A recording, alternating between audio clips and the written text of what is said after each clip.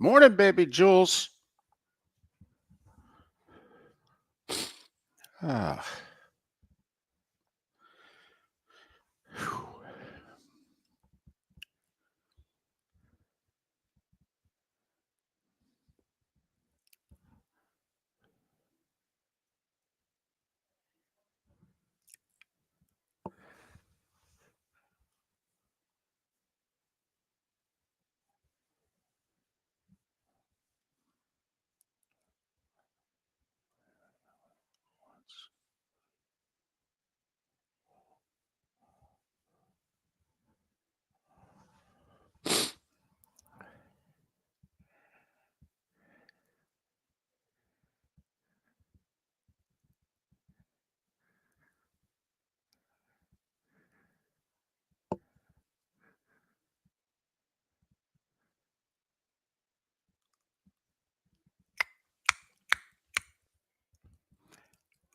Ba-da-ba-da-ba-da-da-bum.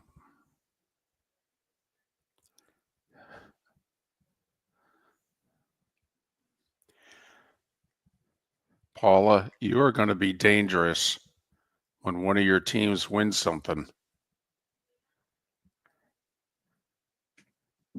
Hey, Ryan, I just want to let you know I will more than likely have those spots up by the end of the week. Something has gone horribly wrong. It only has them as 20-second spots, even though they're 30s. So when I play them, the other spot plays over top. And I'm meeting with the software people on Thursday to hopefully get it rectified. Just a heads up.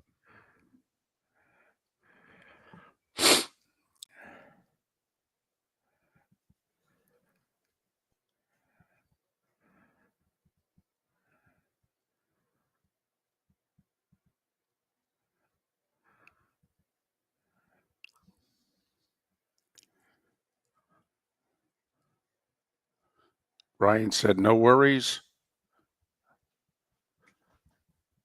If you can, that would be great. It might make the whole process a lot easier. I don't know why it's doing this. I've never had this happen to me before, and I can't get a meeting with Arrakis until Thursday at 11. That's the company we use for all of our commercials.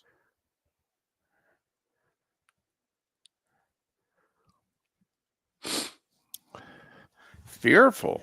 Paula, why are you fearful?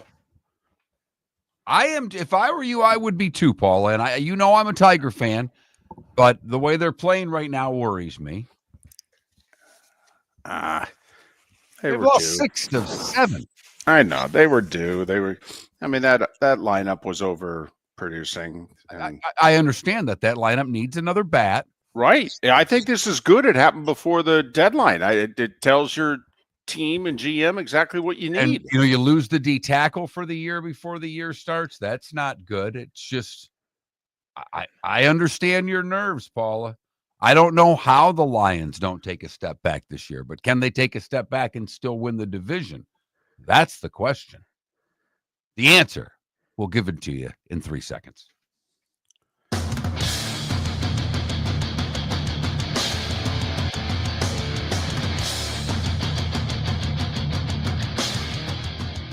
You're listening to Miller and Moulton, coming at you from the Floormeister Studios. Floormeisters, keeping it real. And now, here's Mark Miller and David Moulton. Top of the morning to you. How the heck are you? Miller and Moulton on this Tuesday. Just about every single team by the end of today will have shown up for training camp. Huh? How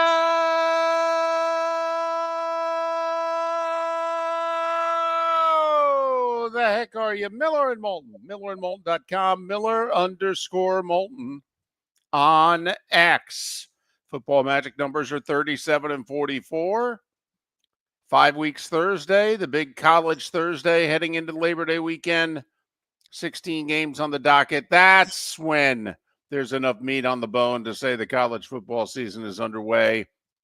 And 6 weeks Thursday, the Eagles host the Cowboys, and then we are getting this party started. And for those of you who've got the shakes, kind of like how I used to be when I drove into Naples, okay, and you just need to see helmets and shoulder pads, 9 nights from now, the Hall of Fame game. They don't even wait till August. They'll get it for you in July. Top of the morning to you, Mark. How are you? I'm doing great, David. Excited, getting ready for football. A lot of, you got the baseball going on. Our golf majors are done, but I am starting to froth at the mouth a little bit for football. Really? The shows you throw on the TV, or you listen to the radio, or you throw it, you look for your favorite podcast, and the talk doesn't seem as distant anymore. I happened to be watching a little bit of college football live yesterday. Huh. And it started, David, because I threw on the television and I did something I don't ever do. Let's watch the news.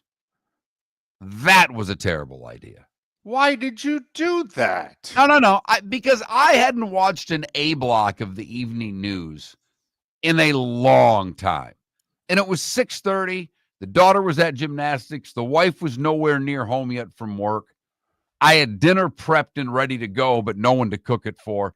So I plopped my fat tuchus on the couch and threw the television on.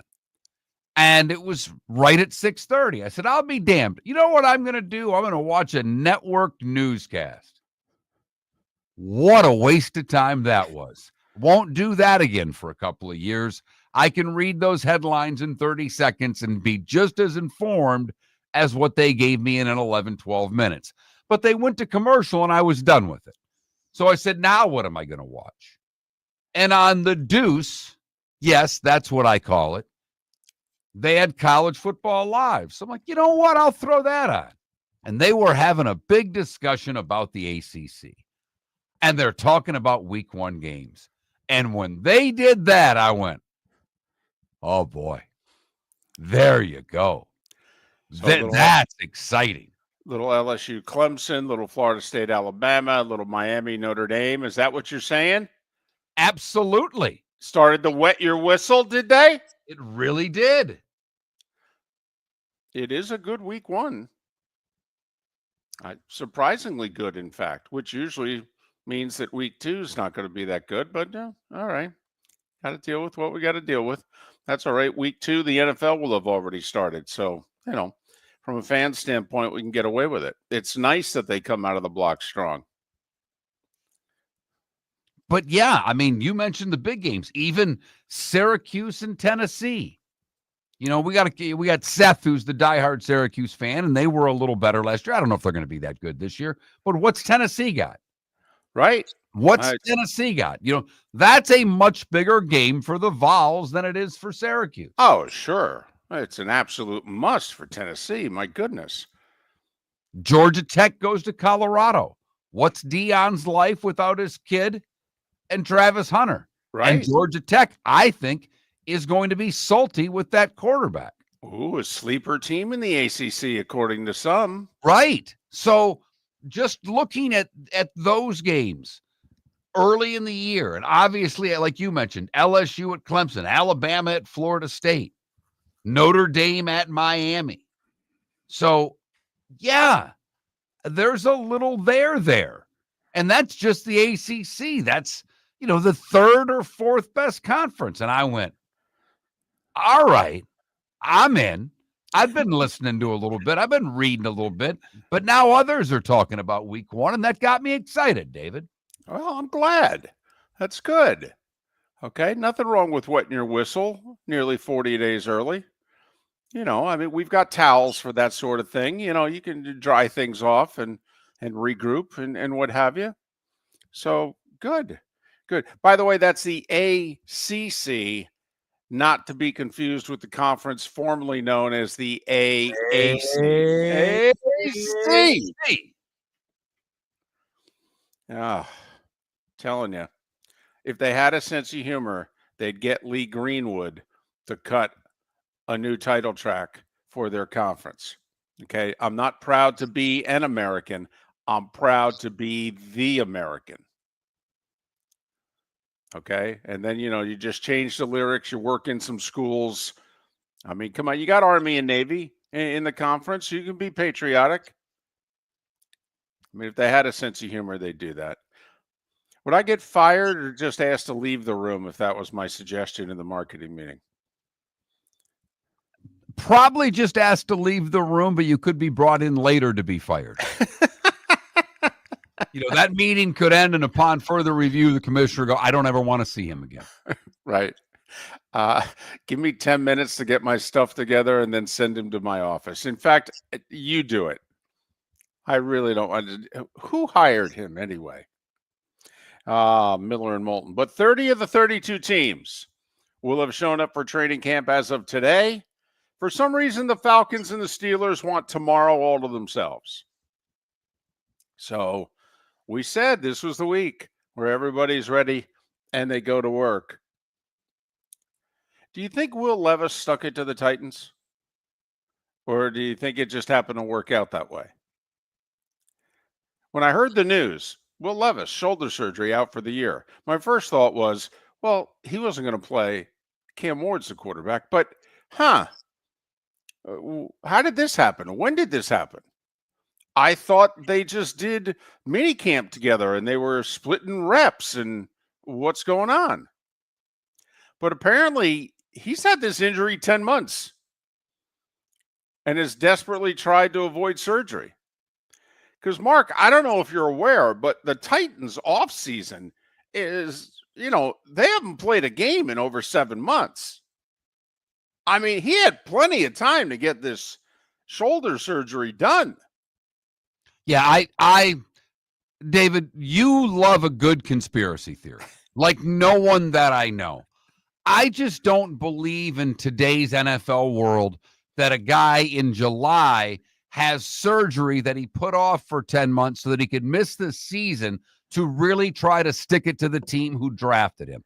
That's not anything that I even remotely buy into. The Lions just had their D lineman. He's having season-ending surgery. That apparently was a problem that was lingering on. He tried to avoid it. Do you think he's trying to screw the Lions? Well, but they didn't draft his replacement. I mean, that's all. See, in Levis's case, it's like, you're moving on from me? I'm moving on from you. Yeah, I just don't buy those.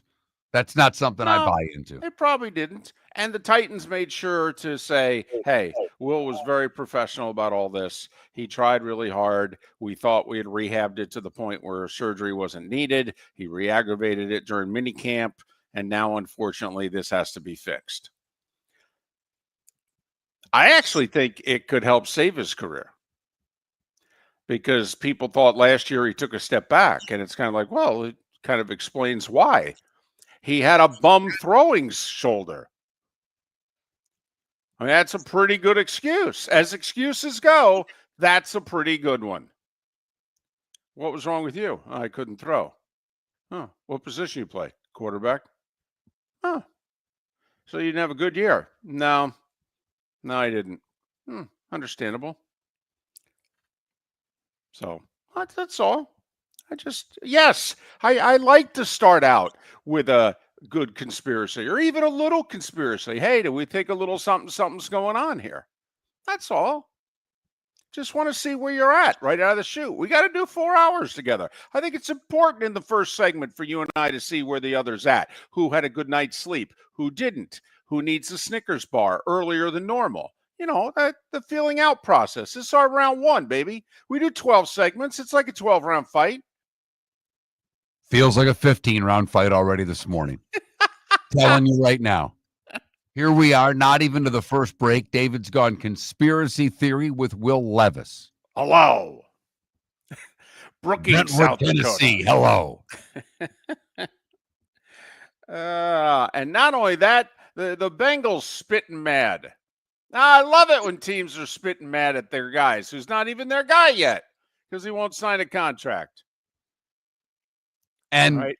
I love that the kid's agent there for the Bengals, their first-round pick that hasn't signed. Right. That the agent then commented, and I believe it was the team president who spouted out a few words about the situation, and the agent said it's above his pay grade. Right. Yeah. Shamar Stewart's the first round pick who has There you go. signed. Sorry. Yeah. Yeah, Dick Tobin, I guess, is head of, player personnel. He's the de facto general manager. The Bengals doesn't have the title, but he acts, he does all the same responsibilities. And the agent came out and said, yeah, we haven't talked to Dick Tobin once during this whole process. So I don't know what he's talking about. This is above his pay grade. Boom. Thank you very much for playing. I also love the fact that this is the only time Mike Brown talks all year. Doesn't matter if the Bengals go to the Super Bowl or go 2-15. I love the fact this is it. Right as training camp starts, Mike Brown does his presser. That's it. Okay? Good to see you, Mr. Brown. Stay healthy. Merry Christmas. Say hi to the kids for us. And he informed all of us that people in a room, as he was speaking, were sharpening their pencils. Yep. He didn't date himself or anything. No. Not at all. Not even in the least. The other story in the NFL, and we've not really spent a lot of time talking about it, but this Lloyd Howell guy now resigned from the group that was trying to get ownership of teams. So he resigned from the NFLPA. He had a shot at being a minority owner with this group. They threw him out of that too. I mean, resigned my behind, you know what I mean? So a lot going on in the NFL. Training camp's about to start for everyone. Miller and Moulton, the starting 5, 25 minutes away. For over 50 years, the Nolan family has been dedicated to protecting local families. Nolan Family Insurance is a second-generation independent agency that specializes in home, flood, auto, and boat insurance. They take the time needed to explain your coverage options and answer your questions so you can make an informed decision that's right for you. If you're looking for an agency that treats you like family, call 941-639-1122 or go to nolanagency.com. That's 941-639-1122 or nolanagency.com. Defining a new era in men's health. Get stronger and healthier at Game Day Men's Health.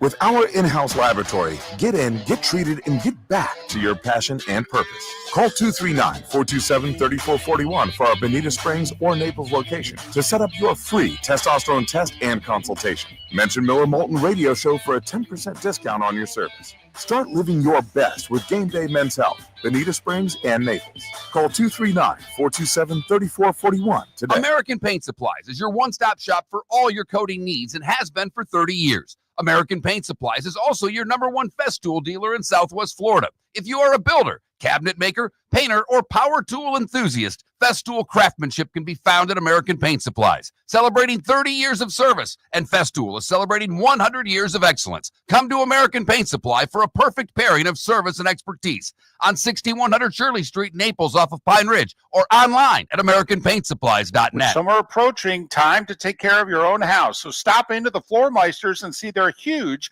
in-stock selection of carpet. The Floor Meisters has 100 rolls to choose from, starting at $2.99 a square foot for carpet, pad, and installation. Come in and ask for Dave and have him show you the Dream Weaver Select. Many styles and colors to choose from to fit everyone's taste. Floor Meisters, 6281 Naples Boulevard in Naples, right next to Costco, or go to the web, floormeisters.com. This is Miller and Moulton.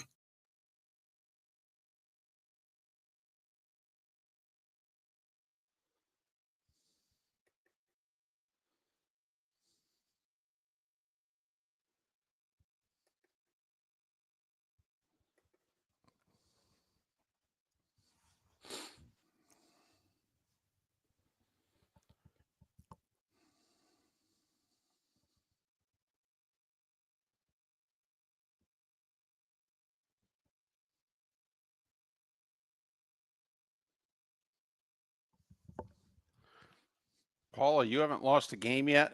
Your baseball team has what? Second best record in baseball. You're ready to bite off kneecaps? There's way too much stress in your life, Paula.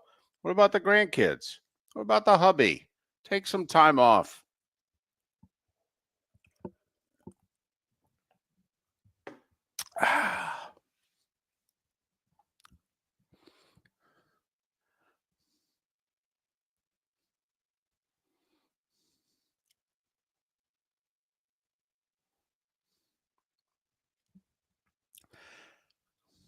Did you stay to the end? Nothing like a game being decided on catcher's interference.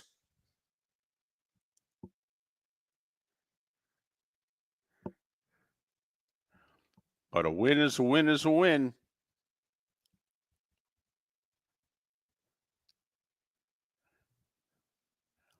I love that ballpark.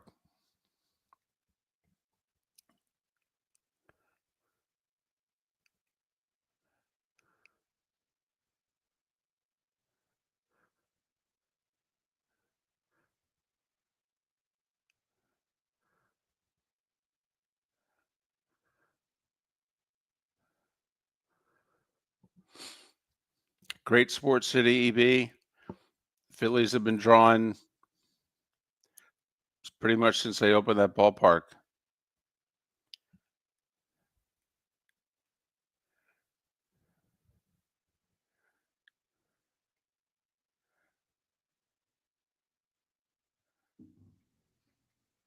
Plus, the city loves the personality of that team. They love Schwarber and Harper, and I think they want to strangle Trey Turner, but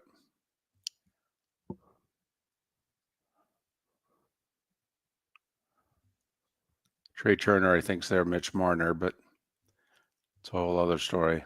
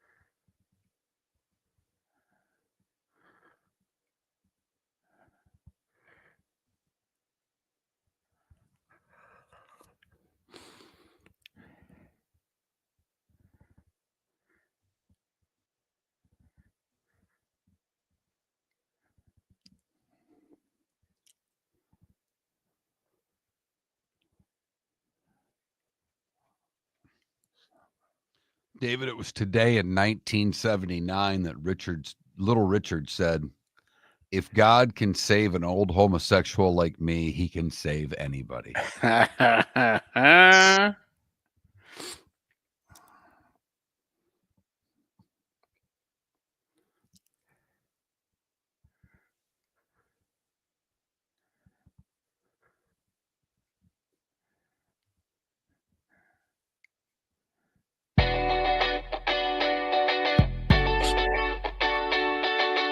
You're listening to Miller and Moulton.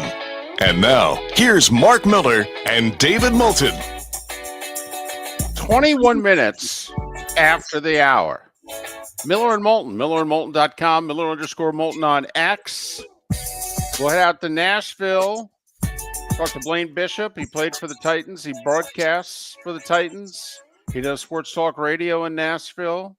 We'll talk to him in our 8 o'clock hour. David Samson will join us to start the bonus hour. It is a Tuesday after all. Hey, we've been talking on and off about a year and a half from now. There'll be a Armageddon in baseball, and there's going to be a lockout/strike, and enjoy the next year and a half, because then it's going to be a mess for a while before they figure things out at some point in 2027. And that's just the owners among themselves, never mind when they actually get a united front and go after the players. But Rob Manfred's banging the drum really hard for a salary cap. Yes, he is. And there's a few former players that are even on his side saying that, which is really fired up the union. Let me tell you, you want to be called a traitor quickly, be a former Major League Baseball player and say out loud, I don't think a salary cap would be that bad of an idea. Well, it's funny, David. I know that voice usually is a term of mocking by you. And I think if they got to more players, not star players, David, players who played in the league for 8 years, rank and file guys. Right.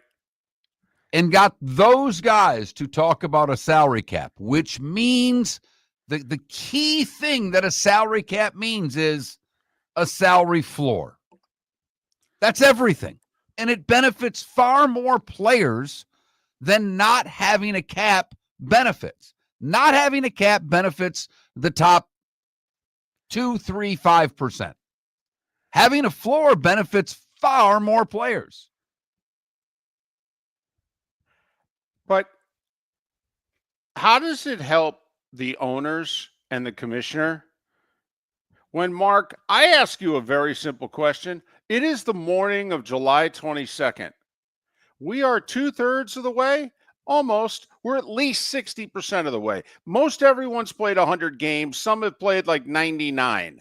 But basically, the league is played between 98 and 102 games. And 108, by the way, is the 2/3 marker. So we're about a week away from everybody having, being 2/3 of the way through their schedule.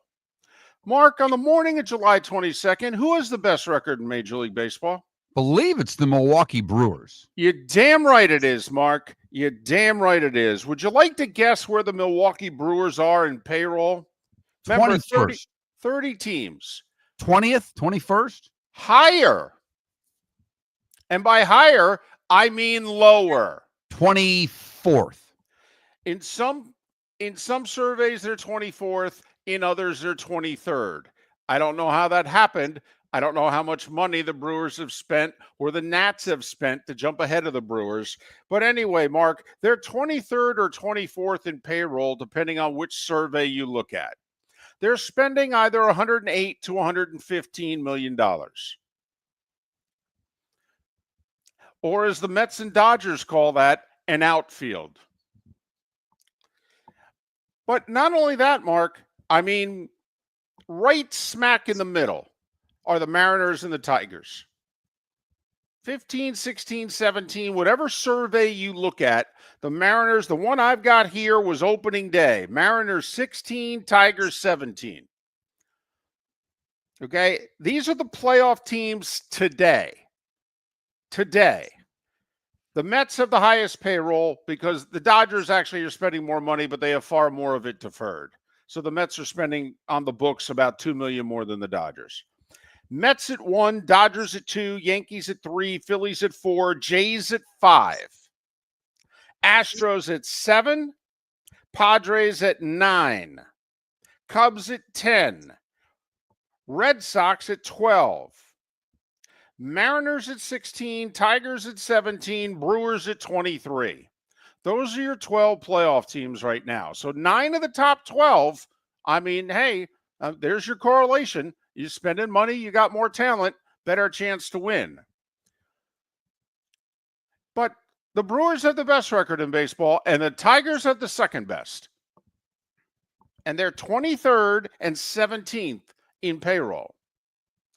I don't understand how this helps Manfred and the owners. Well, David, and to further your point, here we are at the 2/3 poll, essentially. These are the teams that are for sure out of it. Baltimore, the White Sox, the Athletics, and that's it in the American League. If you're the LA Angels 2 games below 500, you still believe you're in it. We may not believe it. Well, and especially last night when you had a 5-2 lead in the 7th, and you're like, we're 7 outs away from being 500. In the National League, I think there are a few more teams that are out of it. Miami's out of it. The Braves are out of it. The Nats are out of it. The Pirates are out of it. And the Rockies are out of it. But that's 8 teams. 8. That's it. So And out we're of at the the 30, two-thirds bowl. So from a competitive balance standpoint, baseball's in really good shape. so 73% of the league, basically heading into the trade deadline, feels they're still in it to make the playoffs. And all you have to do is look at the Mets and Tigers from a year ago and look at what their records are on this date. And that's a very accurate stat because both teams were below 500. Tigers were below 500 in August, I think. Oh, yes, they were. In mid-August, late Right, August. That thing started like August 11th, for crying out loud, when they started. Right. So David, it is an interesting point that this seems to be something that Manfred really wants, but it would be difficult in our estimation for the owners to back him on it because there are too many teams that are doing well and still consider themselves in a race, and they're not spending top dollar. How are you going to get Bruce Sherman, who's the majority owner of the Marlins, to agree to a salary cap, which, as you said, Mark, is agreeing to a salary floor? Okay, what's the floor? The Marlins payroll this year, $67 million. And I think it has to be somewhere in the 125, 130 range. So you're telling Bruce Sherman he's got to spend in addition, almost double his payroll to get to the floor. He's like, I don't think I'm making money with the lowest payroll in baseball. And we're overachieving. The threat he will give, though, is taking the luxury tax money away from those teams. No, I know. But that's what he's going to look at you and go, okay, let me get this straight.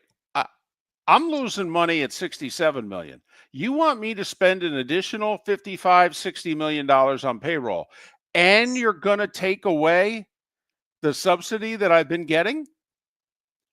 So basically, you just cost me $100 million when you combine the subsidy and how I have to add to my payroll. Or if I reach the floor, I get the subsidy? Well, we all have to reach the floor. So who are we going to subsidize? I mean, seriously, I don't know how that would work. I mean, the A's are at 73 million. The Rays are at 80. Pirates are at 87. And we can't get the guy with the Pirates to get one good bat. He'd have to add 40 million to his payroll. And David Samson thinks the floor is higher than what I said. I'm saying 125, 130. David Samson, who will be on the show later this morning, thinks it needs to be more like 150. Take what David said about the Marlins, the Rays, etc., and then add $25 more million to what they would have to spend, and perhaps still not get the luxury tax subsidies that they're currently receiving. This is why the fight amongst the owners is a far greater story to David and I than the fight between the owners and the players. By the way, if you're the owner of the Rockies, don't you look at the general manager and go, hey, I just want to get this straight. Our payroll is $5.5 million more than the Brewers? More than the Brewers. They have the best record in baseball, and we have the worst. Southwest Florida's scorching heat is on its way. Stay cool with Air Advantage. As a proud Rheem Pro partner, Air Advantage delivers top-notch air conditioning solutions to keep you cool and comfortable. Right now, enjoy 18 months, no interest, no payments on qualifying systems. Call 433-4635 today for expert installation and unbeatable comfort all summer long. Online at myairadvantage.com. Air Advantage. Call today, 433-4635. With summer approaching, time to take care of your own house. So stop into the Floor Meisters and see their huge in-stock selection of carpet. The Floor Meisters has 100 rolls to choose from, starting at $2.99 a square foot for carpet, pad, and installation. Come in and ask for Dave and have him show you the Dream Weaver Select. Many styles and colors to choose from that fit everyone's taste. Floor Meisters, 6281 Naples Boulevard in Naples, right next to Costco, or go to the web, floormeisters.com. Wine glasses never fall over until you get a brand new rug. Oh, no! Ketchup bottles act normal till you're wearing a new shirt. Oh, you kidding me? And rocks lie peacefully on the road till the day you get a brand new windshield. Then they fly up off the road and attack without mercy. That's why new windshields from Glass Doctor come with our windshield protection plan. Unlimited repairs and one replacement for 12 months. Don't just fix it, protect it. Glass Doctor, a neighborly company. Miller and Moulton would like to thank the sponsors that, quite frankly, saved the show in 2024. Whether it was Floor Meisters, American Paint Supplies, Glass Doctor, Molly Maid, Cigar Bar, Sleep Treatment Direct, the Diamond District, and even the Cape Coral Police Department, thank you. We're hopeful of a great 2025, still needing sponsors, so reach out to Miller and Moulton via X at that Mark Miller or the David Moulton, or text us at 21,000. But Miller and Moulton says thank you to our sponsors and to you, our loyal listeners. This is Miller and Moulton.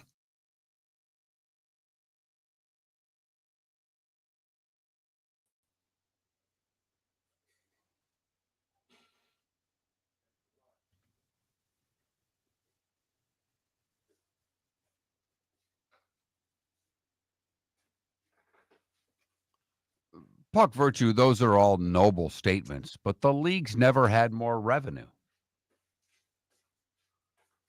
So they're not going to lower ticket prices. That doesn't happen. I mean, it's cute, but it's not going to happen.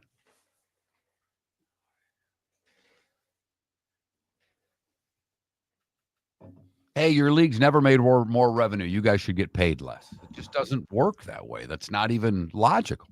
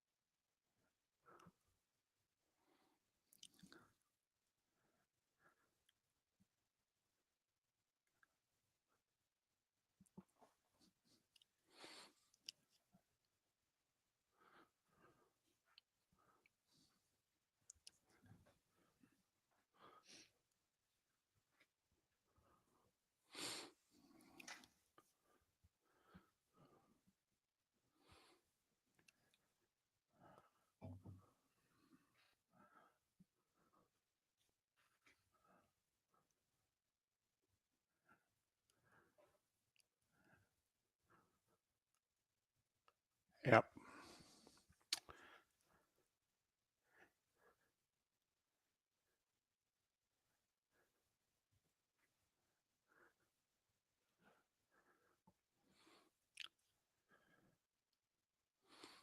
I mean, even the Pirates. So you got to throw out the Athletics, Tampa Bay, and Miami from an attendance standpoint. And the White Sox have been awful for a while. But even Pittsburgh, who is terrible and has no hope, and a owner who will not spend money on them, they're averaging 20,000 fans a night. Now, I will say they've used two big bobblehead promotions to Skeens and the other guy they just did the other day, which They did Mac Miller, the rapper from Pittsburgh, who's dead. That was Right. the one they did the other day. Okay, but yeah, you're right. I mean, it would still be, 19,000.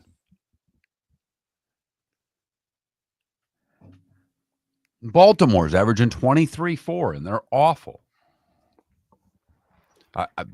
Paul, I actually knew it was Mac Miller, but me saying Mac Miller to David would have meant nothing.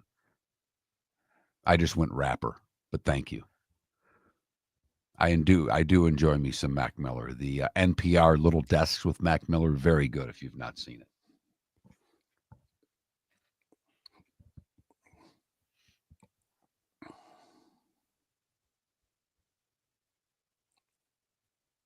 It's a completely separate issue, Virtue, and it's not any part of this show.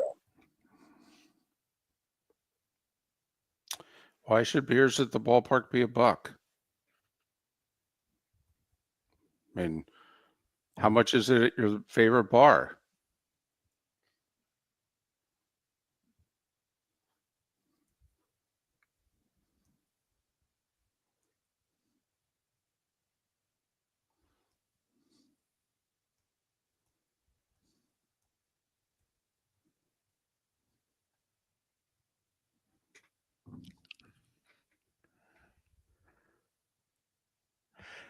Puck, how about we do that for you? How about if we did that for you during your salary earning days? I don't understand. Why is it that people don't want other people to make money? I want everybody to make a ton of money.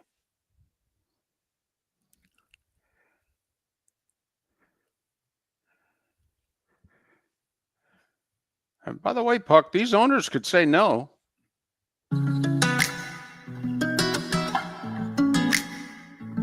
Welcome back to Miller and Moulton. Text the guys what's in your mind at 21,000. That's 21000. And now, here's David Moulton. 22 minutes until the top of the hour.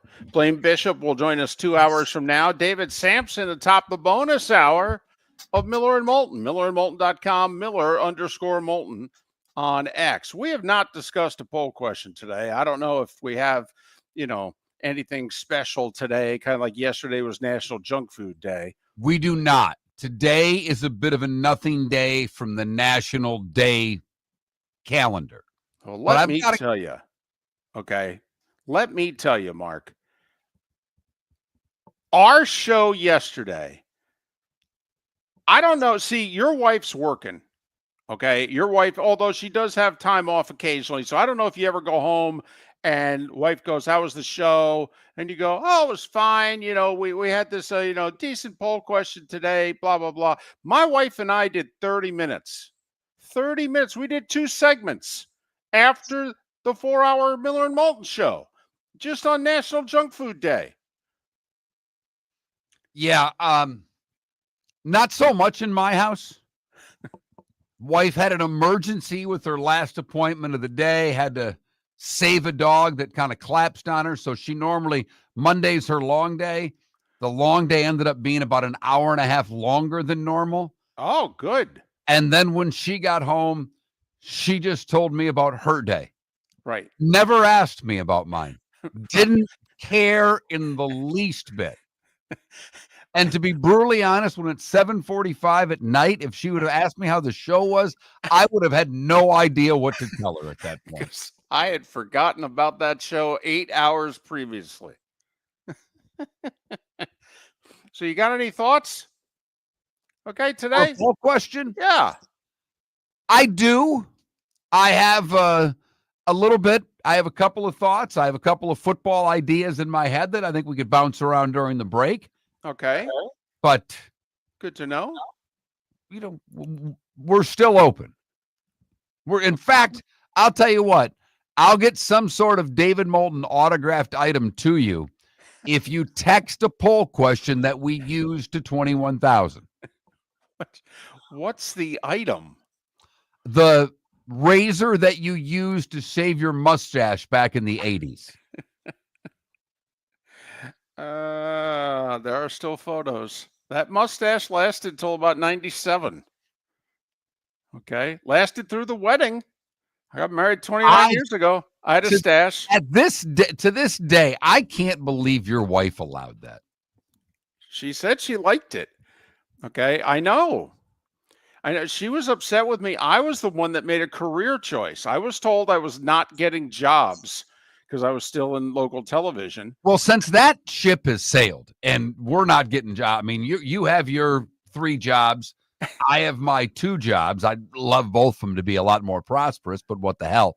I think you should bring the mustache back for the 2025 football season. I think you should show up in that booth and look Troy dead in the eye with that stash and say, hey, buddy, how are you? Because I think between now and that preseason game you have to work mid-August, you could have a full mustache. You don't take a lot of time to grow facial hair. No. In fact, I got a little something going now, and that's just a week and a half, 2 weeks. I just don't feel like shaving. Right. So you think I should keep this? Oh, I think it would be great. The Mr. Kater gray mustache for the start of football season. I was going to say, unfortunately, now it's totally white. Okay. Salt is saying, hey, you're really white. Time now for? I don't know when you go salt and pepper where the pepper's hiding. It's at the very top of my head. The starting five. 5 big stories you need to know. Here is the starting five. Well, let's start with number one baseball. Everybody in action yesterday, as they should be. Padres beat the Marlins 2-1. They were held to just 5 hits, but it was enough. This Kyle Stowers guy hit his 22nd homer. He's really coming on for the Marlins, but they lost 2-1. Padres remain 3.5 behind the Dodgers, who got a 2-run homer from Ohtani, his 35th. They also got 2 homers from Will Smith, their all-star catcher, not that Will Smith. Dodgers 5-2 over the Twins. Phillies remained in first in the East. They beat the Red Sox 3-2 in 10. They won on a catcher's interference call in the 10th. 1971, the last time a team won a game on a walk-off catcher's interference. Mets rallied 3 in the 7th, 2 in the 8th to beat the Angels 7-5 to remain a half a game back of the Phils. The Royals hit 4 homers, Salvador Perez with 2 of them. KC bombed the Cubs at Wrigley 12-4, and it drops the Cubs to second place because nobody's hotter than the Milwaukee Brewers. 6-0 shutout win in Seattle. They've won 11 straight, 7 before the break, 4 after. Brandon Woodruff, he missed most of the year. He's come back. 2 good starts in a row, 6 shutout innings last night. Brew Crew, best record in baseball, your Milwaukee Brewers. Astros double up the Diamondbacks 6-3. Bryce Matthews, 2 homers and 5 RBIs. With Seattle losing and Houston winning, the Astros lead in the West is back to 5. But, Mark, here's the important stat of the night. The Suarez guy for the Diamondbacks homered again. That's 5 homers 5 in his last 3, right? He's leading the National League in homers with 36. 1 more than Ohtani. So to review, the big dumper leads the American League, not Aaron Judge, and Eugenio Suarez leads the National League, not Ohtani. And the Diamondbacks are trying to figure out whether or not they should trade the 34-year-old Suarez, who's a free agent at the end of the year. Yes, to the highest bidder. Yes, you should. My goodness. Blue Jays beat the Yankees again in Toronto. 4-1 the final. A 4-run fifth was the difference. Toronto's lead is now 4. Blue Jays have won 11 straight at home. Giancarlo Stanton homered for the Yankees' lone run. The White Sox are 4-0 coming off the All-Star break. So that's all they needed, huh? Was just a little time off. 8-3 White Sox over the Rays. Tampa Bay remains a game and a half behind Seattle for the final playoff spot in the American League. Cleveland got a 3-run homer from Jose Ramirez. The Guardians are within a game of 500. They beat the Orioles 10-5. They're 10 back of the Tigers, who have lost 7 of 8. Skeens with 6 shutout innings last night. Pittsburgh with 3 in the second, and that's all they needed. Pirates 3-0 over the Tigers. Hey, how about the Pirates scoring some early runs for their star pitcher? Only so many, though. But it had to look like an 8 on the scoreboard instead of a 3 for Skeens. 3 runs in the second? Wow. Right. Nats led 7-0, held off the Reds 10-8.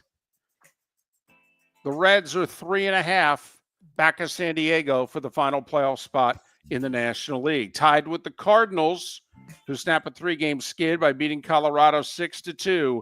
At the 100-game mark, the Rockies are 24-76, which means they don't even win 1/4 of their games.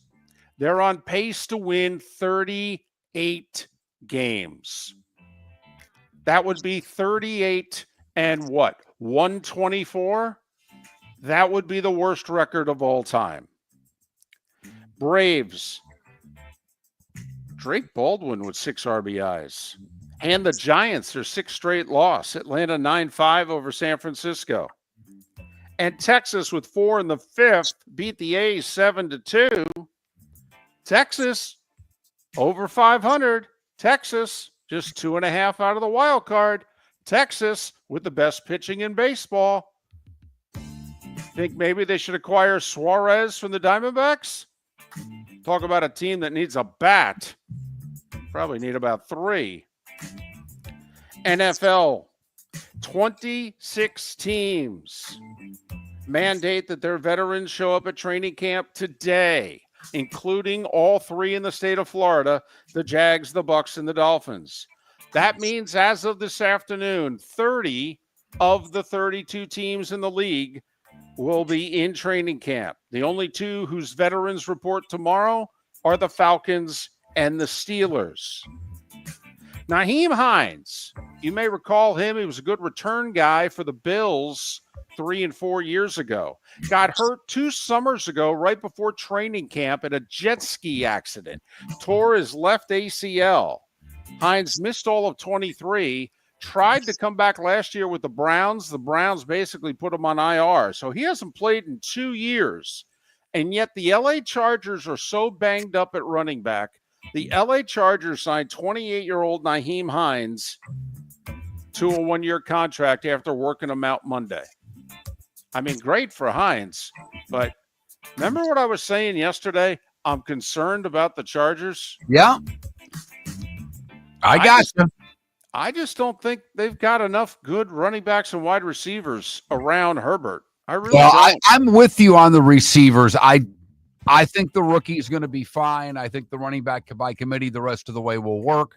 So, they have Harris. We'll see if Hines has got anything left in the tank. But right. I do understand your concerns at receiver more than I do at running back. Put it this way. I think they're the 3rd best team in that division, where last year they were the 2nd best. Titans backup quarterback Will Levis, who's 26 years of age, was apparently injured week 4 against the Dolphins last year, his throwing shoulder. He re-injured in minicamp, and so he's been trying to avoid surgery for the last 8-9 months. Can't avoid it any longer. It's going to have season-ending surgery next week. So Levis, you figure he'll be under contract for 1 more year with the Titans. I don't know if they'll honor it. By the way, veteran Brandon Allen is going to be the backup quarterback to number 1 overall pick Cam Ward. Packers signed their currently right tackle. They've said they may move him to left, but it literally is in his contract. He has to play tackle. Zach Tom got a 4-year, $88 million extension, but he got over 30 of it up front in a signing bonus, biggest signing bonus any offensive lineman's ever received. And Mike Brown, the owner of the Bengals, spoke yesterday and said it's, quote, foolishness, unquote, that first-round pick Shamar Stewart remains unsigned. He said, we literally amended our contract so that they read exactly like the other 31 teams in the league. And Mike Brown got specific. He said, we added a clause that said, if you're in jail, I don't have to pay you. Okay? And they've got a problem with this. He said he called it foolishness. Every other 1st and 2nd round picks in camp, for what it's worth, except for the Browns 2nd rounder who's been arrested for domestic violence. College football, the AAC is now just the American Conference. And it's only the American Conference the first time they refer to themselves. After that, apparently, they're just the American. Memphis, part of the Americans, trying to buy their way into the Big 12 the way SMU did the ACC. They've offered cash to the conference. They've offered to take no TV money for at least 2 years. And apparently the majority of the Big 12 still doesn't want them. No interest whatsoever. In fact, David, they can be thrown out of the conference by the next TV deal and what Memphis has proposed if they don't add value to the conference. And the Big 12 has still told them to go pound sand. Right. Now we're good. We're good. I got to admit, if you're the ACC, just former BYU quarterback Jake Retzloff is going to walk on at Tulane. Remember, he was the starter at BYU. Then he was alleged to have sexually assaulted his girlfriend. Then she took that back and said, no, we just had premarital sex, which you're not allowed to have at BYU. He was going to be suspended 7 games by BYU, so he transferred last week, and now he's walking on at Tulane. He goes from BYU to Tulane. Tulane listed as the number 3 party school in the United States of America. Just saying. And finally, the NBA, 40-year-old Chris Paul will play his 21st and expected to be final season with the LA Clippers. He joins Bradley Beal, John Collins, and Brooke Lopez this offseason and joining the Clippers. Paul played 6 years previously for them in the mid-20 teens. And at 7 minutes before the hour, that was the starting five. 5 big stories and Chris Paul here on Miller and Moulton. No, we'll give you money. We won't take any of your money. And if even for free, we're somehow costing you value, you can kick us out. What do you say? Nah, we're No, good. thanks. No. We're not interested. And you're right. It started at 2, but I had also heard that Memphis offered the SMU deal. 5 years, no television money. Right. And the Big 12 has no interest whatsoever. Miller and Moulton, millerandmoulton.com. For over 50 years, the Nolan family has been dedicated to protecting local families. Nolan Family Insurance is a second-generation independent agency that specializes in home, flood, auto, and boat insurance. They take the time needed to explain your coverage options and answer your questions so you can make an informed decision that's right for you. If you're looking for an agency that treats you like family, call 941-639-1122 or go to nolanagency.com. That's 941-639-1122 or nolanagency.com. Wine glasses never fall over until you get a brand new rug. Oh, no. Ketchup bottles act normal till you're wearing a new shirt. Oh, you kidding me? And rocks slide peacefully on the road till the day you get a brand new windshield. Then they fly up off the road and attack without mercy. That's why new windshields from Glass Doctor come with our windshield protection plan. Unlimited repairs and 1 replacement for 12 months. Don't just fix it, protect it. Glass Doctor. A neighborly company. Mark Miller for Sleep Treatment Direct. They are helping me with sleep apnea. And by helping me, I mean curing me. No more CPAP machine. No more snoring. No more tossing. No more waking up exhausted. Their expert team got me the right treatment fast and hassle-free. If you want to feel energized and get rid of your snoring, call Sleep Treatment Direct today. 444-1741. That's 239-444-1741. Sleep Treatment Direct. Sleep safe and sound. Summer approaching, time to take care of your own house. So stop into the Floor Meisters and see their huge in-stock selection of carpet. The Floor Meisters has 100 rolls to choose from, starting at $2.99 a square foot for carpet, pad, and installation. Come in and ask for Dave and have him show you the Dream Weaver Select. Many styles and colors to choose from to fit everyone's taste. Floor Meisters, 6281 Naples Boulevard in Naples, right next to Costco, or go to the web, floormeisters.com. American Paint Supplies is your one-stop shop for all your coating needs and has been for 30 years. American Paint Supplies is also your #1 Festool dealer in Southwest Florida. If you are a builder, cabinet maker, painter, or power tool enthusiast, Festool craftsmanship can be found at American Paint Supplies. Celebrating 30 years of service, and Festool is celebrating 100 years of excellence. Come to American Paint Supply for a perfect pairing of service and expertise on 6100 Shirley Street, Naples, off of Pine Ridge, or online at AmericanPaintSupplies.net. Miller and Moulton are very grateful to you, the listeners, for making us one of the highest rated shows for men, because the working man is one of the toughest demos to reach, and we do. Great sponsors like Floor Meisters, American Paint Supplies, Glass Doctor, Sleep Treatment Direct, Game Day Men's Health, and Molly Maid recognize that, and we thank them. And if you own a business and working men are your clientele, the most cost-effective way to reach them is through us. Text Miller and Moulton at 21,000 or directly via X at that Mark Miller or the David. This is Miller and Moulton.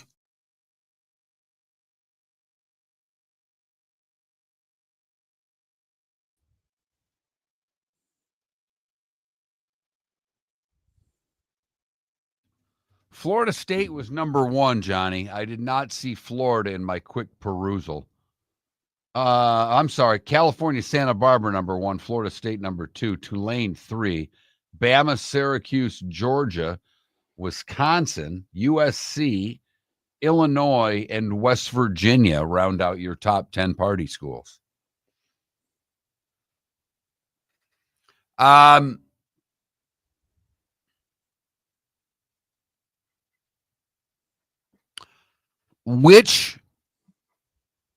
and hockey already did it, so it's kind of too late. Which league made the biggest, which league by expanding, or which expansion's the worst? NFL 18 games, March Madness 72 teams, NHL 84 games. Didn't know if we wanted to go with a quarterback type question.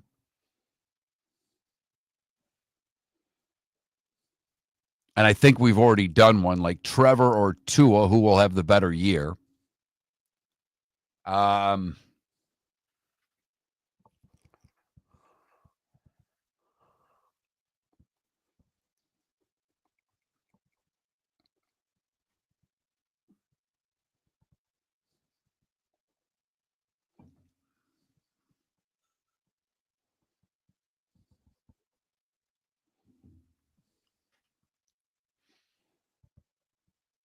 Which SEC team has the most pressure on them entering the 2025 season?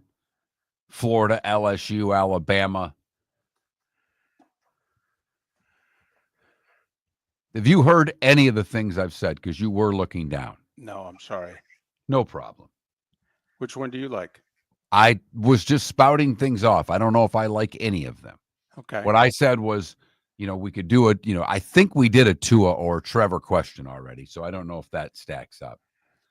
Oh, no, Virtue, I'm completely used to it by now. Yeah, my bad. If I'm not making eye contact, I'm useless. I thought the headset still being on might do something. No, I heard you talking, but then I thought you were talking to the Twitch chat room. Which league expansion is the worst idea? NHL 84 games, NFL 18 games, March Madness 72 teams.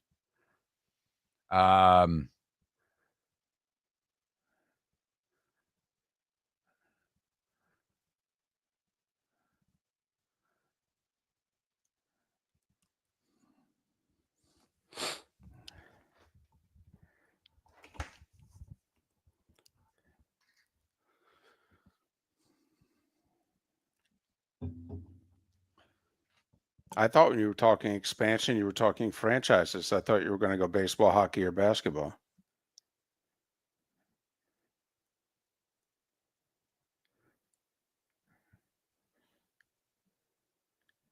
It's the NCAA tournament.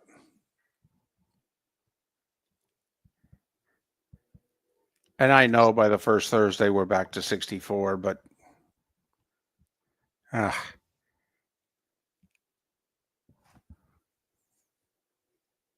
Which conference is more likely to get two teams out in the 12-team playoff this year? Big 12 ACC. Which, will Penn State win the Big Ten? Yeah.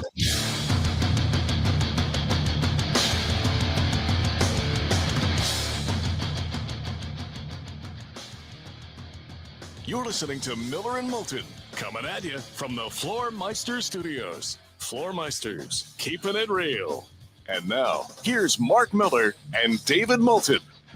Hour 2 of Miller and Moulton on this Tuesday.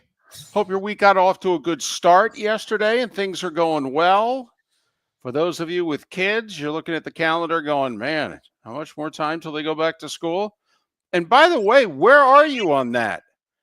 Proud father of an 11-year-old girl? Are you looking at the calendar going, get them into school? Or are you going, oh, man, we've only got like 3 weeks left of summer? David, I wish I had an eloquent answer and could tell you about all the wonderful things that my daughter and I do on a daily basis. But as I've brought up many times on this show, when my daughter was able to make a travel gymnastics team, and let's be honest, we all make a travel team because that's the generation that these kids live in. My wife promised her a phone. And the moment that my daughter got that phone, there really are no more moments between father and daughter. There are just simply times that she needs something from me. Dad, is dinner ready yet? It's so pathetic that she doesn't even ask that. It's gotten so bad as I'll just say, hey, honey, it's time to eat. Your dinner's ready. And she comes down with phone and iPad in hand as she's on a FaceTime call with two of her friends while they play a video game on their iPads. Yeah. And my wife has the audacity to ask my daughter things like, so what did you guys talk about? And I've learned they talk about nothing. Nothing. They just play the damn game. Right. These are supposedly her best friends. Yep. She knows nothing about them. It's like four guys going golfing. Okay, in the stand-up routine, and the wife asks the one guy, so what'd you guys talk about? Nothing. Tommy's got a new driver. Well, yeah, but he got divorced 6 months ago. Is he dating? I don't know. He got divorced? What? He seems happy. I mean, I just figured I'd leave him alone. Right. He's hitting his irons a lot better than he was the last time I saw him. Miller and Moulton on this Tuesday. All right. Since you're feeling it, as you said an hour ago, what was the exact phrase? Foaming at the mouth or frothing? Frothing. I'm not even foaming. I'm frothing at the mouth. So I could use a good frosh, a good Faygo pop right now. Well, I don't know if that's an FCC violation or not, but how about we feed your frothing with some poll questions this week? How about if we do some football poll questions for the rest of the week? You don't have to ask me twice. The only other thing that I didn't bring up, and because it happened yesterday, I think that this show would inevitably win. Theo from The Cosby Show died unexpectedly, tragically yesterday, or on Sunday. We found out yesterday. And do you do something with, sitcoms of the 80s? That would be the only other thing. But I don't think there was a show in that decade that was as impactful as The Cosby Show. Oh, without question.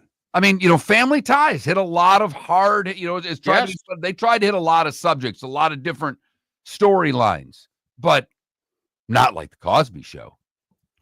Well, and also, what The Cosby Show represented, a black family had never been portrayed that way on American television before. And so, yeah, it was a BFD. Never mind the fact it helped save the NBC television network. NBC was drowning. They were getting their butt kicked. And then, you could go with the big three sitcoms of the 80s, all on NBC. Family Ties, Cheers, and Cosby Show. Cosby. Yeah. Which one, was your favorite? We could do that.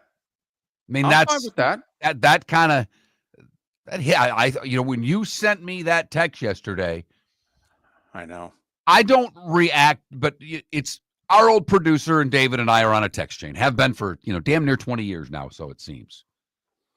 But John, more than you and I was shocked, but I could tell by John's reaction. He's younger than us by I think me by about 15 years. He's in his, he's 41. I think he's 41 now. Yeah. I think he turned 42. I think he was born 83. But that's, that I could just tell by the text that floored him. Which is funny because he was actually too young for Cosby. But not the reruns. Exactly. Not when you could watch a show every day. And if you think about, for any show, for a lot of us, I watched MASH on Monday nights on CBS. But that show started really before I was watching a lot of television. How I know all the McLean Stevenson, rerun Rogers shows are from the reruns. Sure. And I remember watching MASH every damn day as a kid. Yeah. Whether it was 5 or 5:30 or whenever the hell it was on before the evening news. So Cosby was that, for John in the 90s, the Cosby reruns were rolling at 5:30. So we could go with that big three. Cosby Show, Family Ties, Cheers. I'll get that up. Okay. Doesn't mean we won't have a football one as well. But a little behind the scenes on the show, because you can join us on either twitch.tv/Miller and Moulton or youtube.com/Miller and Moulton. This is unnecessary. Okay. But then again, maybe I deserve it. Maybe this is, I did it to you again. Okay. No. This is on me. This is not on. I don't know why you immediately got so defensive when you had no idea how I was going to approach this. No, I think I do, but okay, go ahead. So we go to break, and during the network portion of the break, the commercials run for all the people on Twitch and YouTube. But the rest of that time, when our affiliates around the state of Florida and Alabama are running the local breaks, you don't get that on Twitch or YouTube. And we interact with the audience all the time, as much as we can, and have since this act has begun. Once we started doing the Twitch thing, we started interacting with our audience a hell of a lot more. And so I opened the microphones up, and I immediately started talking to David about poll questions. His headsets were on, so like a dummy, I thought he was listening to me. But he has told me for nearly 20 years that if I'm not making eye contact, there's a good chance, and by a good chance, a 100% chance, that I'm paying no attention to you. So I start rattling off one poll question idea after another. And I think he's just talking to the folks in the Twitch and YouTube chat rooms, because that's what Mark does. Mark talks to them before I do. And so I just figure, wow, Mark's really engaged with them. And then finally, after what sounded like the fifth either or, I'm like, is he throwing poll question ideas out at me? And I look up and we have a minute left in the break. And I go, I'm sorry, was that to me? And he just puts his head down and he shakes his head kind of like, why do I continue to get up and do this? Why? But I knew better. He wasn't looking at me. Headsets on, Miller and Moulton. Not Miller in the Twitch chat room or Moulton in the Twitch chat room. The show is Miller and Moulton. I do like one of the very last question that you threw out there. All right. And it had to do with the Big Ten Media Days is going on right now in Vegas. And so the first two Big Ten polls came out yesterday. And they both had Penn State winning the Big Ten, not Ohio State, not Oregon. Remember, Oregon won it last year, undefeated in winning it last year. Ohio State ended up winning the Natty. Technically, Ohio State finished fourth, I think it was, in the Big Ten standings. But we digress. So I like the idea of who do you pick to win the Big Ten? Penn State, Ohio State, Oregon. And I'd even throw in an other on that one for those of you that think that Michigan, Illinois, Indiana have a shot.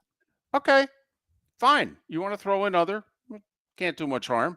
I don't know how many votes it'll get. Maybe I don't know how many we'll get either, but I don't want I don't want Michigan fan texting the show saying, "There you go again, Miller, disrespected my Wolverines."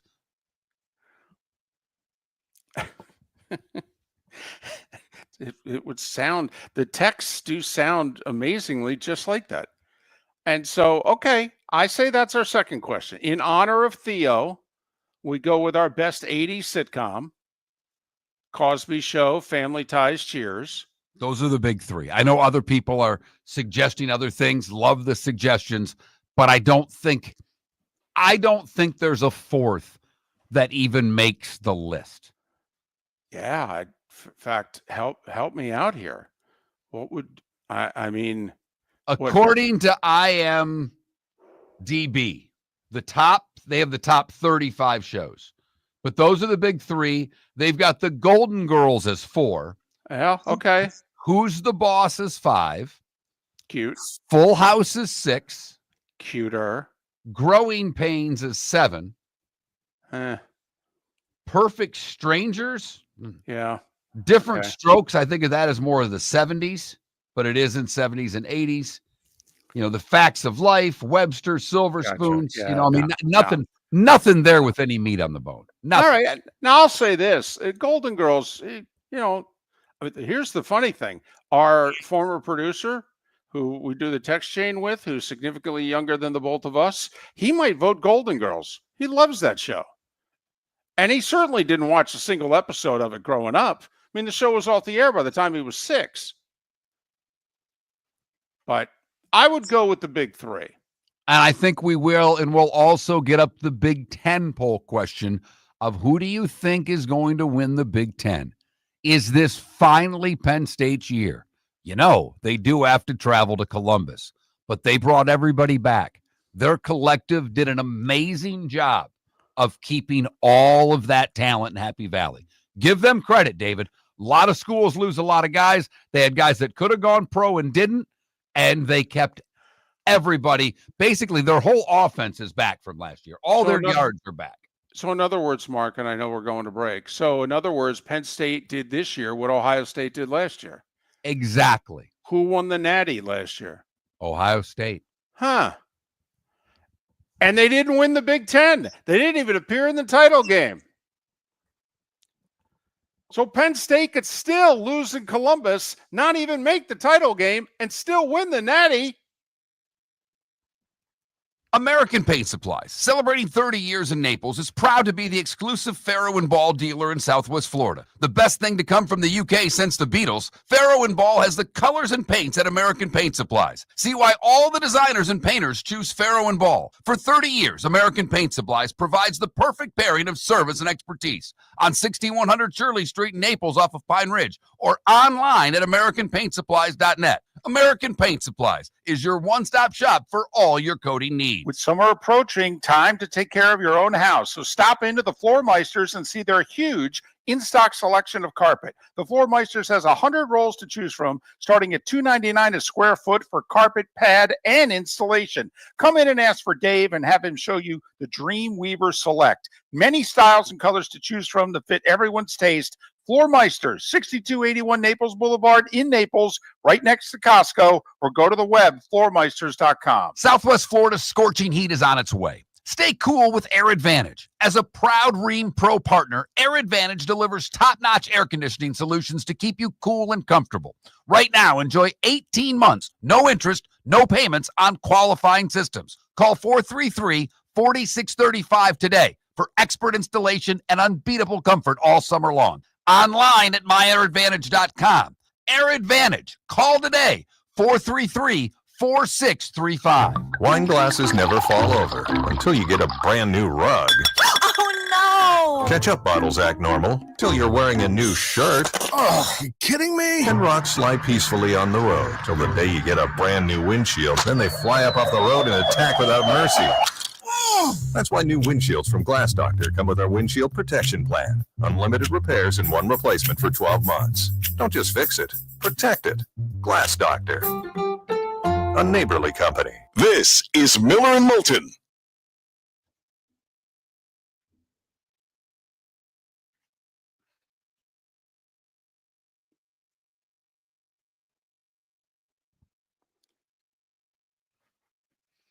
Jay, no, you got to remember, I've got a 26-year-old son. So I get a lot of my music, newer music, if you will. And I know Mac Miller's not new because he's dead. But I get a lot of the music that I listen to that would be, post 2010 from him. Post 2015, probably more likely.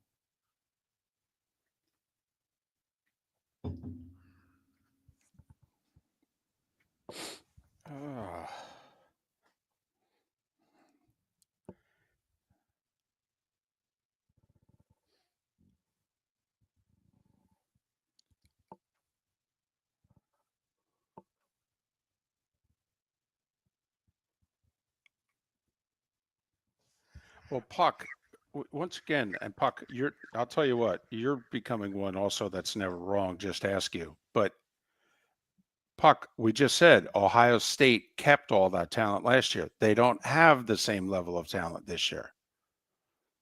That's why Ohio State was the most talented team in the country last year.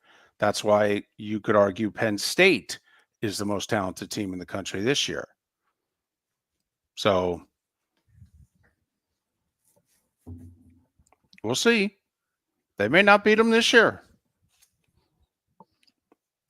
And also, Jay Noel, I'm getting into more hip hop that I, quite frankly, missed in the 90s. I was such a grunge rock, alternative rock guy working in hockey that I missed a lot of stuff that I now go back and listen to and go, what were you thinking? Like A Tribe Called Quest is amazing.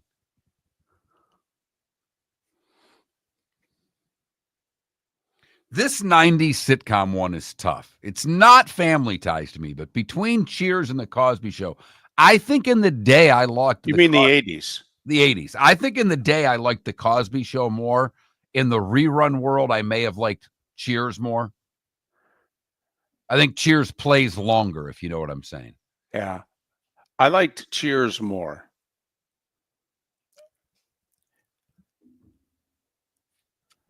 Loved all. I mean, that was appointment television.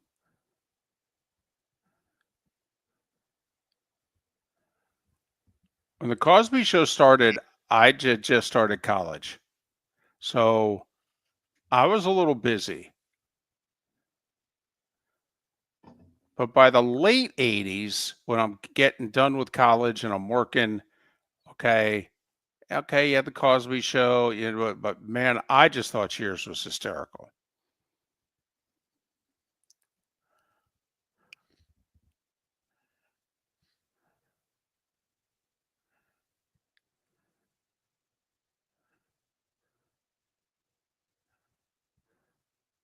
Yeah, Puck, we will see. I mean, that's the beauty of sports, you know. And Penn State brings back a quarterback. The Canadian Hockey League is in serious trouble. The Canadian Hockey League? Yeah, the Ontario League, the Western League, the Quebec Major Junior League. With Okay. colleges now paying what they're paying. Oh, yeah. The 6th overall pick's going where? Michigan State. Not back to junior. He's Right. going to Michigan State. Because I was talking to Connor Brown, Jimmy Brown's kid.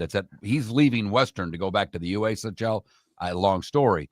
But then he'll go back to college for NIL.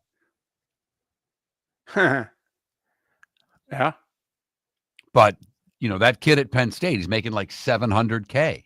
Right. Well, that's not college softball money for a pitcher, but for a hockey player, that's big dough. Yeah, it's game-changing dough. Really is.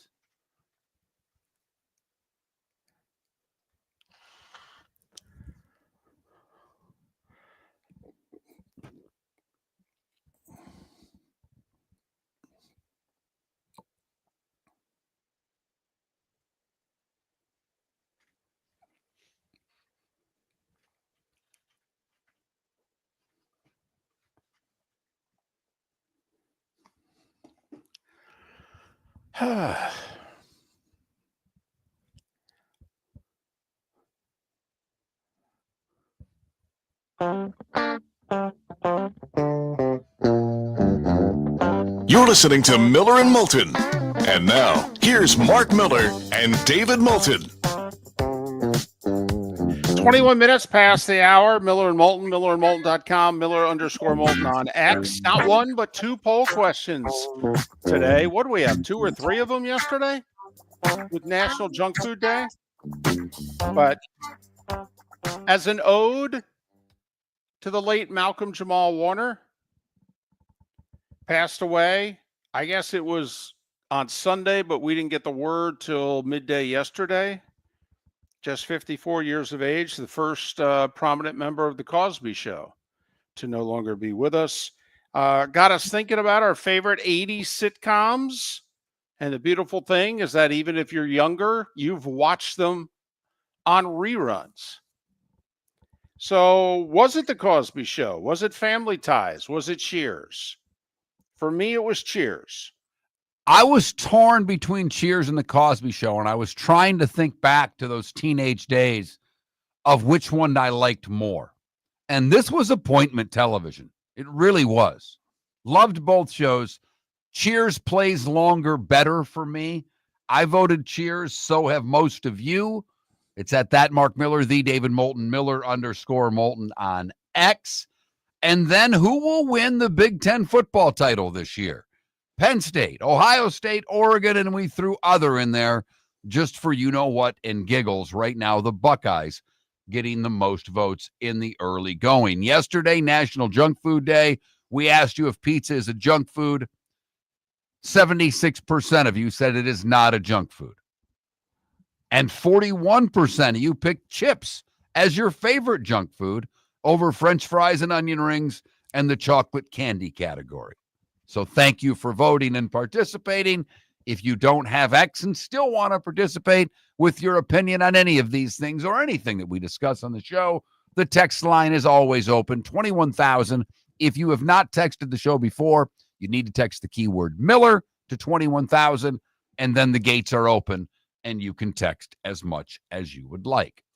I did not mention it in the starting five. I think technically I should have, because it is a prominent person in sports who officially retired yesterday. I guess the reason that I didn't mention it was he's been retired for nearly 5 years, or he hadn't played in nearly 5 years. Philip Rivers, Mark, retired yesterday. His last season was in 2020 with the Colts. Colts went 11-5 that year, lost a 3-point playoff game at Buffalo. That was the first time the Bills broke through. The Bills went to the AFC title game that year, got beat by a couple touchdowns in Kansas City, and that was the one where Stephon Diggs stood there and just watched the Chiefs celebrate for about 15, 20 minutes. But that was the beginning of the Bills knocking on the proverbial door, if you will. But remember, it was 2 years later that the Niners were making a deep playoff run, but they were down to Brock Purdy at quarterback, and then Purdy got hurt in the NFC title game. And Kyle Shanahan was asked, because Purdy obviously would not have been able to play in the Super Bowl if the Niners had won 2 weeks later, because, he had elbow surgery. It was a serious injury. And so he was asked, who's going to be your quarterback? And Kyle Shanahan said, we had reached out to Philip Rivers before the playoffs and said, if something happens to Purdy, would you be ready to go? And Rivers said, yeah. So if the Niners had somehow, some way beaten the Eagles that day and gone to the Super Bowl, Philip Rivers, who would not have taken a snap for 2 years and would have been in his early 40s, Philip Rivers would have been going toe-to-toe with Mahomes at age 41. That would have been one of the all-time great stories in the sport. Right. Right. Really we had a lot of fun when Testaverde came back for Carolina and won the game. Right. But that was just, that was just a regular season game. This is the Super Bowl. Right. Absolutely. It would have been amazing. Okay. Gut feeling. And for what it's worth, Rivers played 17 years in the league, but the first 2 years he hardly played. Rivers was drafted and he sat behind Drew Brees. And then they moved on from Brees. And then Rivers had a 14-year run with the Chargers and then the final year with the Colts. Just gut feeling, because I don't know if there's a stat that you, Mark, me, or anyone listening right now. Is there a stat like in baseball? We all 3,000 hits, 500 homers, 300 wins. We all know certain magic numbers. Okay, we don't operate that way in football. Mark, Philip Rivers, Hall of Famer, yes or no? I've always maintained no. He walks right. He'll be a finalist. I don't think he gets in. 8-time Pro Bowler, for what that's worth. Now, I will say, Rivers, he's been gone for 5 years. When Rivers played in the mid-2000s and all through the teens, most of the Pro Bowl bids were, the game in the late teens fell apart. But there's a good chunk of Rivers' career when making the Pro Bowl as a quarterback was not, Huntley there with 2 touchdown passes being a Pro Bowl quarterback with the Ravens. I think Rivers gets compared a lot to Eli. okay, that I think most people put Roethlisberger slightly above both. You tell me if I'm wrong, but I think you're absolutely right. And I think there are a lot of people out there that feel that Rivers was a better quarterback than Eli. The difference is, we all know, Eli got it done in January. Does it matter that Phillip Rivers threw for over 63,000 yards? Or I don't think those numbers matter the way they would in other sports, if you know what I mean. Listen, for what it's worth, he completed 65% of his passes. He had a winning record. A lot of people made note of the fact that Eli was a 500 quarterback. Rivers, 28 games over 500. He led the league in passing, once. Led the league in touchdowns once. Led the league in completion percentage once. Do you think he's a Hall of Famer, David? Yes or no? I don't. I think he'll be a finalist, but I don't think he'll get in. Okay. I think most people are going to disagree with me on this one. I'd vote for him before I'd vote for Matt Ryan. I don't think Matt Ryan's a Hall of Famer either. Well, Matt Ryan's got the same gaudy stats. Right. Let me ask you this. Does Matt Ryan get your Hall of Fame vote if they don't lose the 28-3 lead? Got a better shot at it, that's for sure. That means something in that sport and at that position. Time now for the coolest thing I've seen today, brought to you by Air Advantage, 433-4635. That's 239-433-4635. 18 months, no interest, no payments available. Online at myairadvantage.com. I had this one a couple of days ago, and I've saved it because I think it's hilarious. It's about the punter from the University of Kentucky. His name is Aiden Laros. He transferred from Tennessee Martin to Kentucky to be the punter. And players pay attention to rankings. And EA Sports, with their brand new college football game back on the market, has everybody ablaze that plays games. They love it. They cannot get enough of this game. He received a 0 rating for toughness. Now, I don't know what other rating a punter would get. Pat McAfee may argue with all of us that he would get a much higher rating, and deservedly so, for his ability to tackle. But after receiving a 0 toughness rating, he, along with the Kentucky football social media team, did an amazing job. They show a receiver catching balls off the jugs machine when the punter comes in and pushes the receiver away. And he stands in front of the jugs machine, similar to how Adam Sandler did in Happy Gilmore, taking hockey pucks, and takes footballs to the chest and shoulders as if an effort to improve his toughness. And that's the coolest thing I've seen today, brought to you by Air Advantage. For over 50 years, the Nolan family has been dedicated to protecting local families. Nolan Family Insurance is a second-generation independent agency that specializes in home, flood, auto, and boat insurance. They take the time needed to explain your coverage options and answer your questions so you can make an informed decision that's right for you. If you're looking for an agency that treats you like family, call 941-639-1122 or go to nolanagency.com. That's 941-639-1122 or nolanagency.com. Defining a new era in men's health. Get stronger and healthier at Game Day Men's Health. With our in-house laboratory, get in, get treated, and get back to your passion and purpose. Call 239-427-3441 for our Bonita Springs or Naples location to set up your free testosterone test and consultation. Mention Miller Moulton Radio Show for a 10% discount on your service. Start living your best with Game Day Men's Health, Bonita Springs and Naples. Call 239-427-3441 today. With summer approaching, time to take care of your own house. So stop into the Floor Meisters and see their huge in-stock selection of carpet. The Floor Meisters has 100 rolls to choose from, starting at $2.99 a square foot for carpet, pad, and installation. Come in and ask for Dave and have him show you the Dream Weaver Select. Many styles and colors to choose from to fit everyone's taste. Floor Meisters, 6281 Naples Boulevard in Naples, right next to Costco, or go to the web, floormeisters.com. American Paint Supplies, celebrating 30 years in Naples, is proud to be the exclusive Faro and Ball dealer in Southwest Florida. The best thing to come from the UK since the Beatles, Faro and Ball has the colors and paints at American Paint Supplies. See why all the designers and painters choose Faro and Ball. For 30 years, American Paint Supplies provides the perfect pairing of service and expertise. On 6100 Shirley Street in Naples off of Pine Ridge, or online at AmericanPaintSupplies.net. American Paint Supplies is your one-stop shop for all your coating needs. This is Miller and Moulton.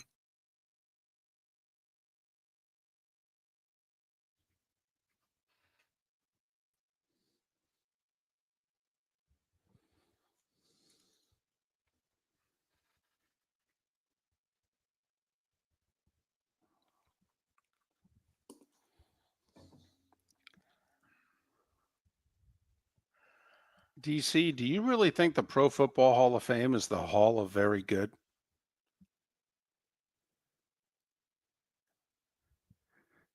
Don't get me wrong. There are a couple guys who've gone in recently that I didn't agree with, but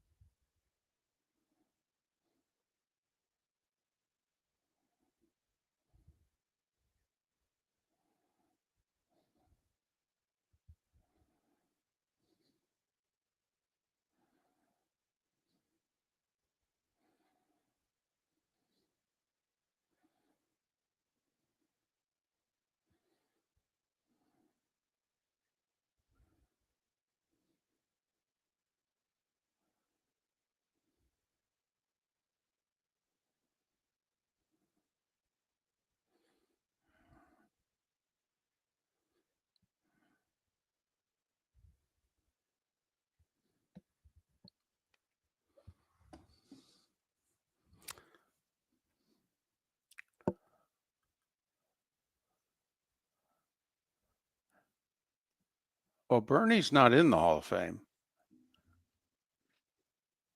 I think Rivers is better than Kozar just because he played longer.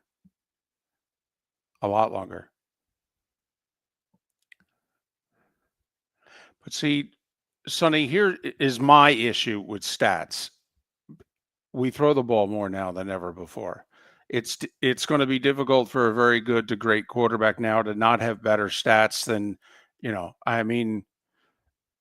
people look at Namath and Bradshaw's stats now and go, how the hell are they Hall of Famers? Bart Greasy. Starr. Yeah. Greasy. Even to be honest with you, Johnny Unitas' stats don't even measure up anymore. And he was the gold standard until Marino. So the NFL's never been about numbers. The NFL's more about a feel. Okay. The reason why I think Warren Moon is a Hall of Fame quarterback is that the building is the Pro Football Hall of Fame. So I think you have to count his time in the CFL.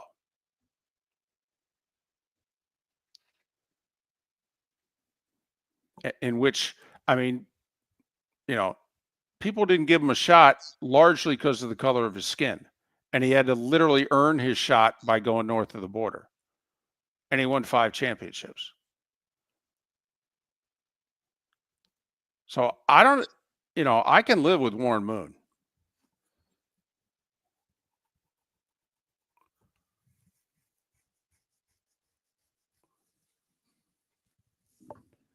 I know it's all football all the time, but I'm just seeing it is interesting. Buster Only pointed out the Yankees finish 3 at Minnesota, 3 at Baltimore, 3 at home for the White Sox, 3 at home for Baltimore. And they have the easiest schedule for the remaining season of any AL team. Just interesting. Yeah, but Irish football, Doug Flutie's not close to a Hall of Fame quarterback. I mean, not in the NFL.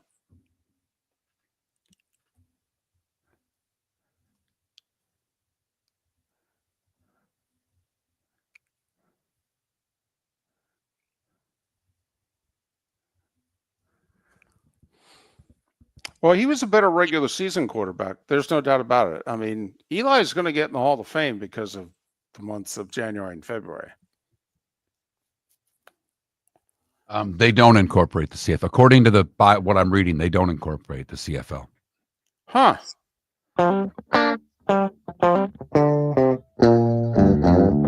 You're listening to Miller and Moulton.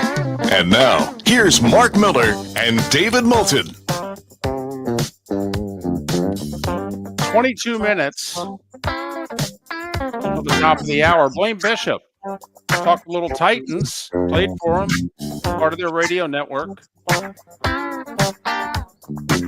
He will join us 1 hour from now. David Samson will join us at the top of our bonus hour here on Miller and Moulton. Kicking a few things around.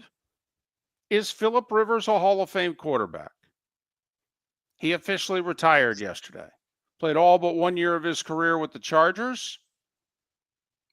Gave a somewhat emotional speech on video in which, talked about San Diego a lot. Okay, Qualcomm and driving down into the parking lot and the smells and the sights, and I'd know right away, oh, wow, they're ready today. They got those grills fired up. Look at all that smoke. They're ready to go today. So, but is Phillip Rivers a Hall of Fame quarterback? And I think it's an important debate to have because think about the future. I mean, quarterbacks put up numbers today, man. I mean, damn, do they put up numbers today? Tough not to complete over 60% of your passes, unless you're a Bears quarterback. Tough not to throw for nearly 4,000 yards. I mean, you're going to throw 200-300 touchdowns. I mean, some good to / very good quarterbacks are putting up numbers that are Johnny Unitas numbers. So, you're going to look at quarterbacks' numbers and go, wow, those are impressive numbers. But as Miller and Moulton have talked about for a long time, the Pro Football Hall of Fame has never been about numbers. For the record, we have a third poll question. Since you've brought this subject up and it seems you're pretty passionate about this and Hall of Fame candidacies by and large, I think this is a good question. It's a third poll question for the day. We've already got the week done, and right. It's Tuesday. Well, but here's why I think it's important. And I could be totally off base here. And yes, I care about this stuff more than 99% of the people in the world. But Rivers, doesn't Rivers directly affect Matt Ryan?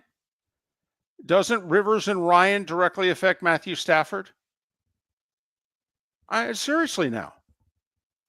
I mean, all the quarterbacks of today, if they're very good, not even great, if you consider them to be very good, and a lot of you are upset when very good players make a Hall of Fame. You want great players to make a Hall of Fame. Well,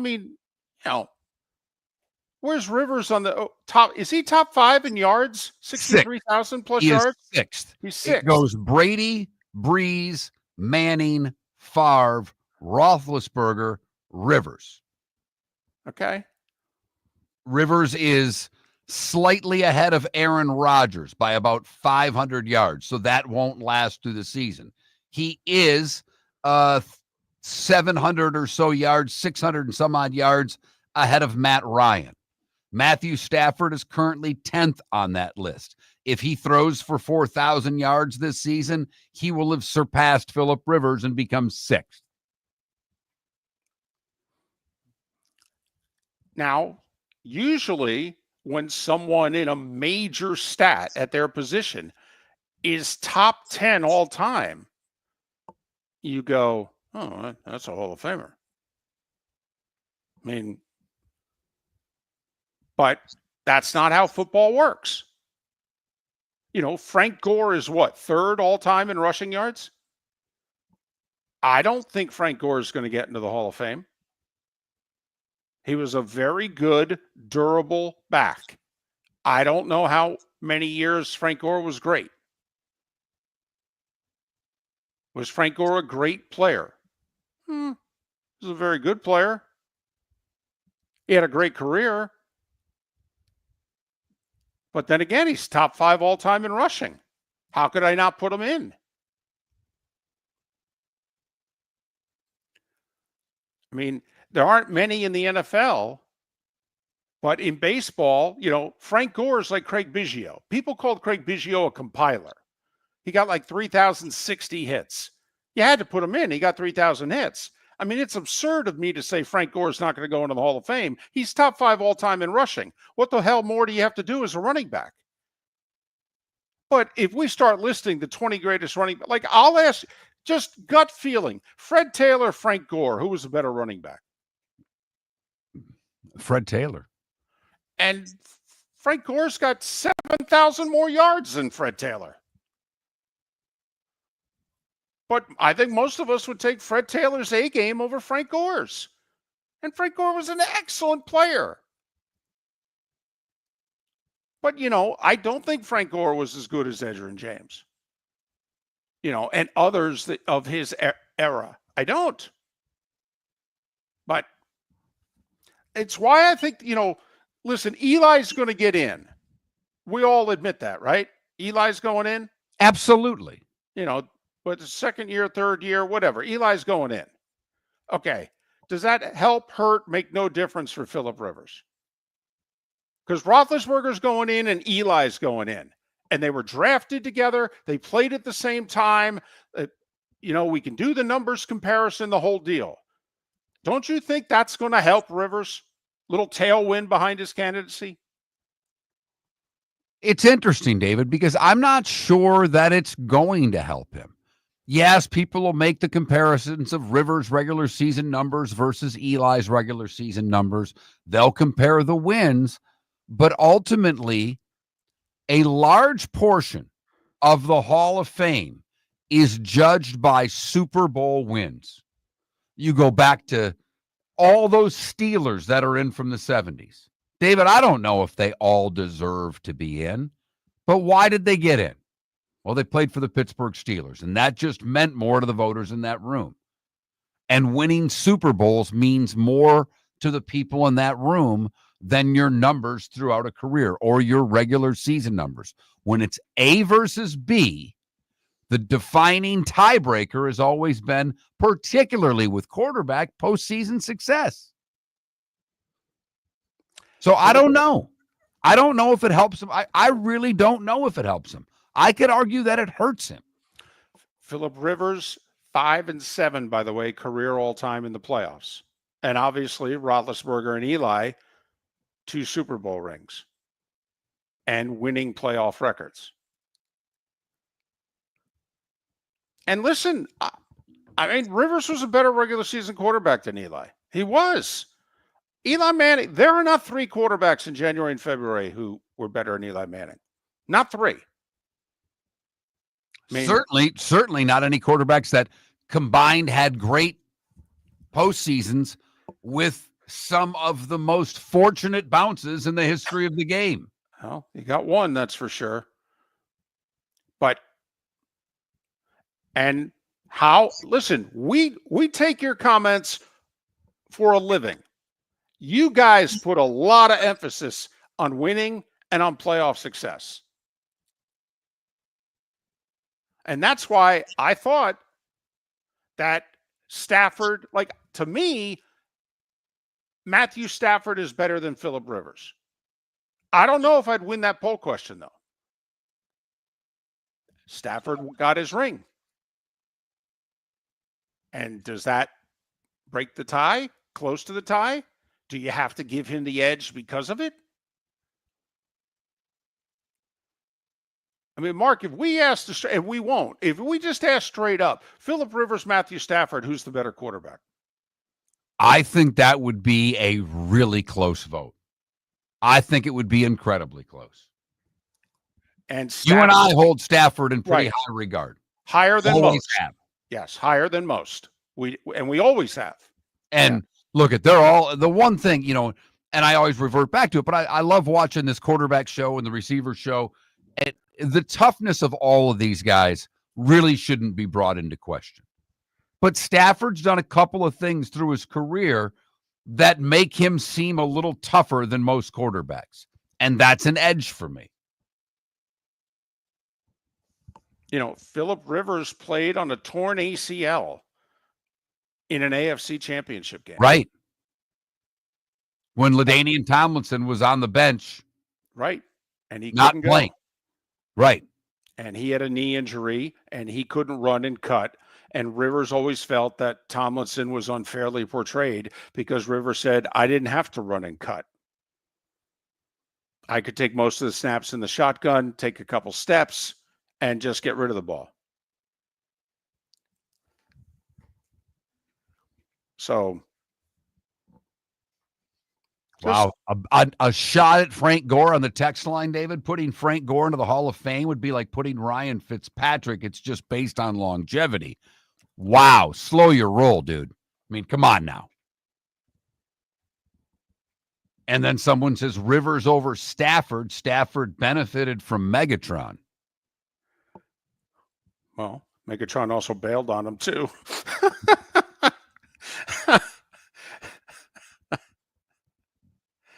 And other people are bringing up Dan Fouts. If Fouts is a Hall of Famer, then Rivers is a Hall of Famer. I think that's a really tough comp. You're spanning generations. You're spanning a lot of different things. And what Fouts did in the league at that time was far more unprecedented than what Rivers did at his time. I don't like the comps of different eras. I've never been a fan of it. That's why I think the Rivers Eli comp is such a valuable one, because Eli's getting in. 21,000 is the text line. Couple of different poll. In fact, 3 poll questions up already. Who's going to win the Big Ten? Early voting. You've got the Buckeyes ahead of Penn State. Is Rivers a Hall of Famer? The yeses are outweighing the no's. And Cheers, far and away, was your favorite 80s sitcom. And it ain't close. 80+% of you saying Cheers. Family Ties, apparently none of you liked. It's all right. Well, shouldn't even have been on the survey. Golden Girls instead of Family Ties. Is that what we should have gone with? I think so. I mean, when it's getting a decent amount of votes early and it has 3% of the vote, that does not bode well for Family Ties. Go to that Mark Miller, the David Moulton, Miller_Moulton on X to vote. You can always send us your votes via the chat line on YouTube or Twitch, or 21,000, the text line here at Miller and Moulton. Talking a little Titans coming up with Blaine Bishop in the 8 o'clock hour. And of course, David Samson will join us a little more than an hour from now. And Daniel Kaplan, by the way, a late booking, going to join us coming up at the top of the hour. A little sports business news with Daniel Kaplan. So there. Sometimes you make calls on Sundays, okay, and you get the answer you're looking for Tuesday morning. So, The way it works. Yeah. Frank Gore, by the way, 16,000 yards. Right on the nose. 16,000 yards. Top 5 all time. I think he's third. He is. Third. Yet only scored over 8 touchdowns in his career twice. And David, he played 16 years in the league, and he only rushed for over 1,000 yards for 9 of them. I don't know if that matters. But when you think 16,000 yards, you're thinking this is a perennial 1,000-yard rusher. And, didn't catch a whole lot of passes. But when you're third all time on the rushing list, it would seem to me that you're a Hall of Famer. Right. 81 touchdowns? That's a very good career. Don't know if that's a great career. I mean, that's averaging 5 touchdowns a year. But 16 years. But then again, how do you not put the third all-time leading rusher in the Hall of Fame? I mean, to be able to play in the NFL for 16 years as a running back, isn't that Hall of Fame worthy? So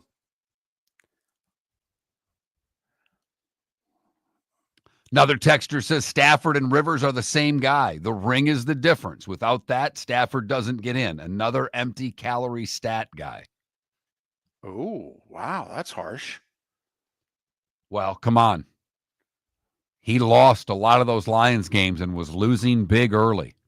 I mean, there were a lot of yards in Detroit that came in junk time. They did. There's just no two ways about it. I understand, but there's, to think of those guys as, quote, empty calorie stat guys.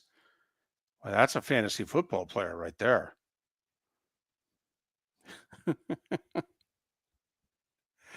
Miller and Moulton. But it's why I think Rivers' candidacy is significant, because I think Rivers directly leads to, if Rivers gets in, to me, Matt Ryan gets in, Stafford's a no-brainer, and then you wait to see how many quarterbacks 10, 15 years from now end up with 63,000 yards passing. Miller and Moulton. Daniel Kaplan to talk the business of sports next. American Paint Supplies, celebrating 30 years in Naples, is proud to be the exclusive Faro and Ball dealer in Southwest Florida. The best thing to come from the UK since the Beatles, Faro and Ball has the colors and paints at American Paint Supplies. See why all the designers and painters choose Faro and Ball. For 30 years, American Paint Supplies provides the perfect pairing of service and expertise on 6100 Shirley Street in Naples off of Pine Ridge, or online at AmericanPaintSupplies.net. American Paint Supplies is your one-stop shop for all your coating needs. Whether you're chasing peak performance, reigniting intimacy, or simply want to feel your best, Game Day Men's Health creates customized game plans to optimize your health. Call 239-427-3441 for our Bonita Springs and Naples location to set up your free testosterone test and consultation. Mention Miller Moulton Radio Show for 10% off your service. Find your maximum self with Game Day Men's Health, Bonita Springs and Naples, Florida. Call 239-427-3441 today. Southwest Florida's scorching heat is on its way. Stay cool with Air Advantage. As a proud Rheem Pro partner, Air Advantage delivers top-notch air conditioning solutions to keep you cool and comfortable.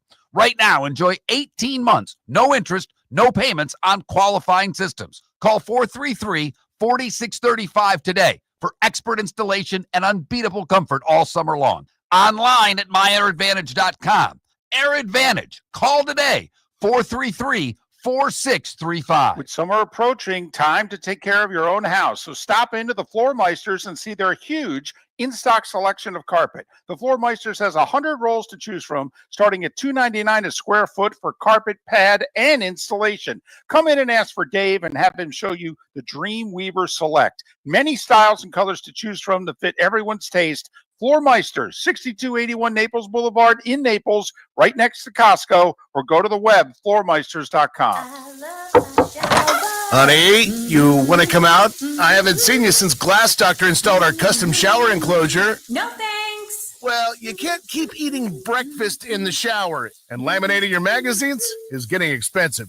You remember we have guests coming over tonight, right? Oh, I'm sure they'd love to see the shower. It's our neighbors, and I highly doubt they want to be hanging out in our bathroom. The shower's so good, you'll never want to leave. Visit glassdoctor.com today and schedule an appointment online. Mark Miller for Sleep Treatment Direct. They are helping me with sleep apnea. And by helping me, I mean curing me. No more CPAP machine, no more snoring, no more tossing, no more waking up exhausted. Their expert team got me the right treatment, fast and hassle-free. If you want to feel energized and get rid of your snoring, call Sleep Treatment Direct today. 444-1741. That's 239-444-1741. Sleep Treatment Direct. Sleep safe and This is Miller and Moulton.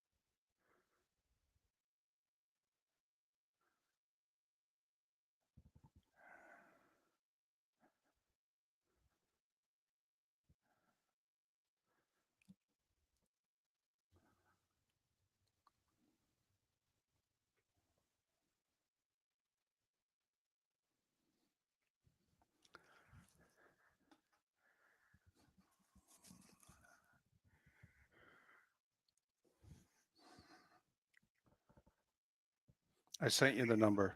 Got it.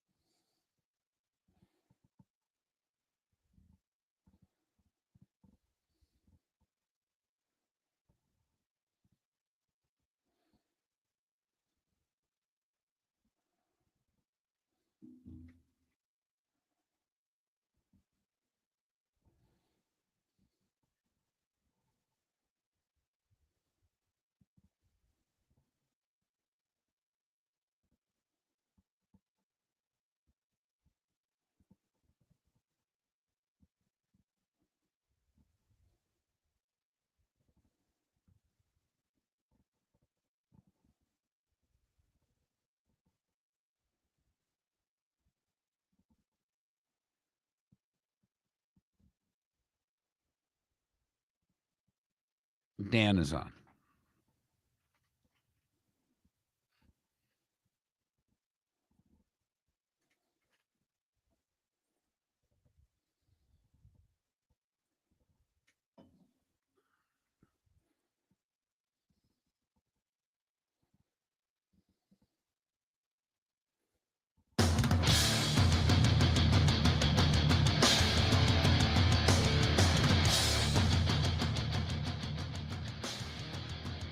You're listening to Miller and Moulton, coming at you from the Floor Meister Studios. Floor Meisters, keeping it real.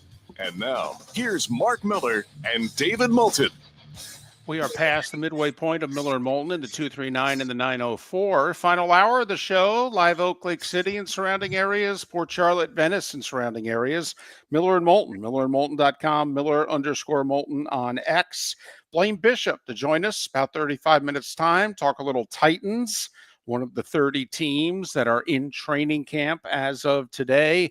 And 1 hour from now, our buddy David Samson will make his weekly visit here on Miller and Moulton. He's been a friend of the show for a long time. He's Daniel Kaplan, one of the preeminent sports business folks in the industry. Follow Daniel on X at Kaplan Sports Biz, B-I-Z, Kaplan Sports Biz. You can read his work these days at danielkaplan.substack.com. Daniel, it's David and Mark. Good morning. How are you? I'm fine. How are you?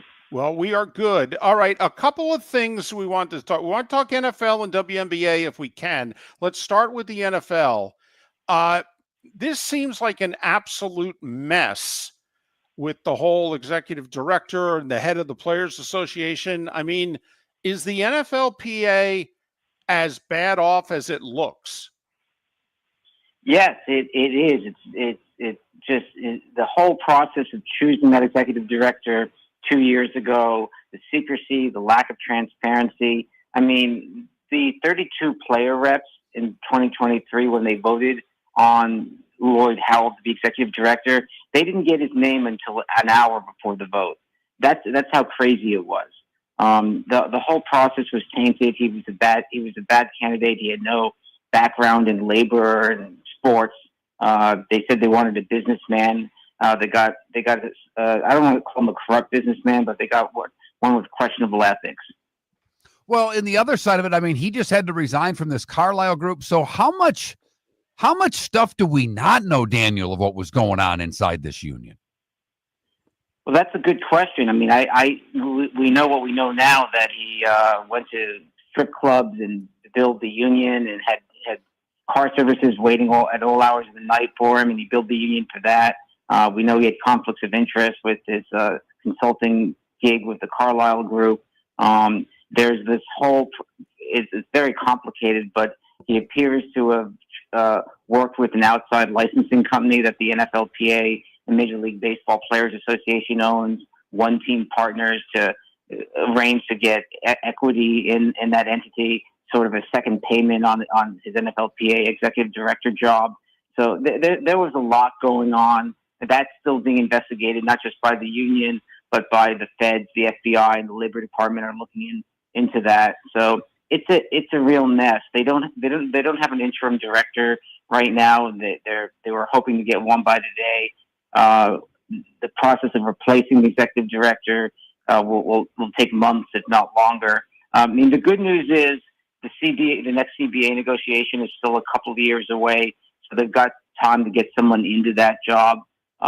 If the CBA negotiations were right, like next year or this year, this would be an utter and complete. It would be a disaster of epic proportions.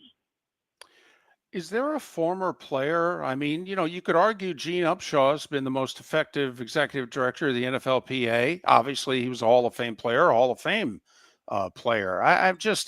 Is there a former player that wants the gig, that has been up for the gig in the past but wasn't given enough consideration? That would seem to be the best way for the players to go, wouldn't it? Well, a former player, J.C. Treader, the former president of the NFL Players Association, he was heavily involved in getting Lloyd Howell into the job, and he actually came on as chief strategy officer a few months into Lloyd's tenure. And he was seen as he's been viewed by many as part of the problem here: the lack of transparency, the inability to deal with the issues that Lloyd generated. So just a former player is not necessarily a be and end all, but Gene Upshaw, as a former player, had the players' respect. It took D. Smith, the executive director, from 2009 to 2023, many years to get the players' respect. He was not a former player, and he somewhat lost it at the end when they accepted the 17th game. But he did have a background in law, and I think if you're not going to have a former player, you need somebody with a legal background, and Lloyd Howell simply didn't have that. Going forward for this union, we talked about it yesterday. What should be the most important thing for them? They seem to not want the 18th game, but if more money's given, they're going to take it. Is there something that the players are unified to fight for when the new CBA comes up? Well, this is the problem with the NFL Players Association. It's long been seen as the weakest union, not necessarily because of leadership, but just because the players have such short shelf lives that it's hard to get leverage when the players won't strike. With Major League Baseball Players Association, a strike is always a threat. Players' careers are longer; they can afford to sit out half a season. In the NFL, half a season could be 25% of a player's career. So it's always been a problem with the NFL Players Association, the lack of leverage. And any executive director, whether it's Lloyd Howell, D. Smith, or Gene Upshaw, would run into that. Daniel Kaplan, follow him on X, Kaplan Sports Biz, B-I-Z, Kaplan Sports Biz. Read him these days, danielkaplan.substack.com. All right, switching gears. They just had a high-profile weekend, obviously, the WNBA. So, Daniel, something has to not be true. The players are saying that they're only getting 9% of the league revenue, yet the storyline for 30 years is that the league is losing millions of dollars. Well, it would seem as if one of those two facts can't be true. Do we have any idea which, quote, fact is a lie? Well, there's lies, and then there's not numbers. Numbers, you can make numbers make anything, tell any story you want.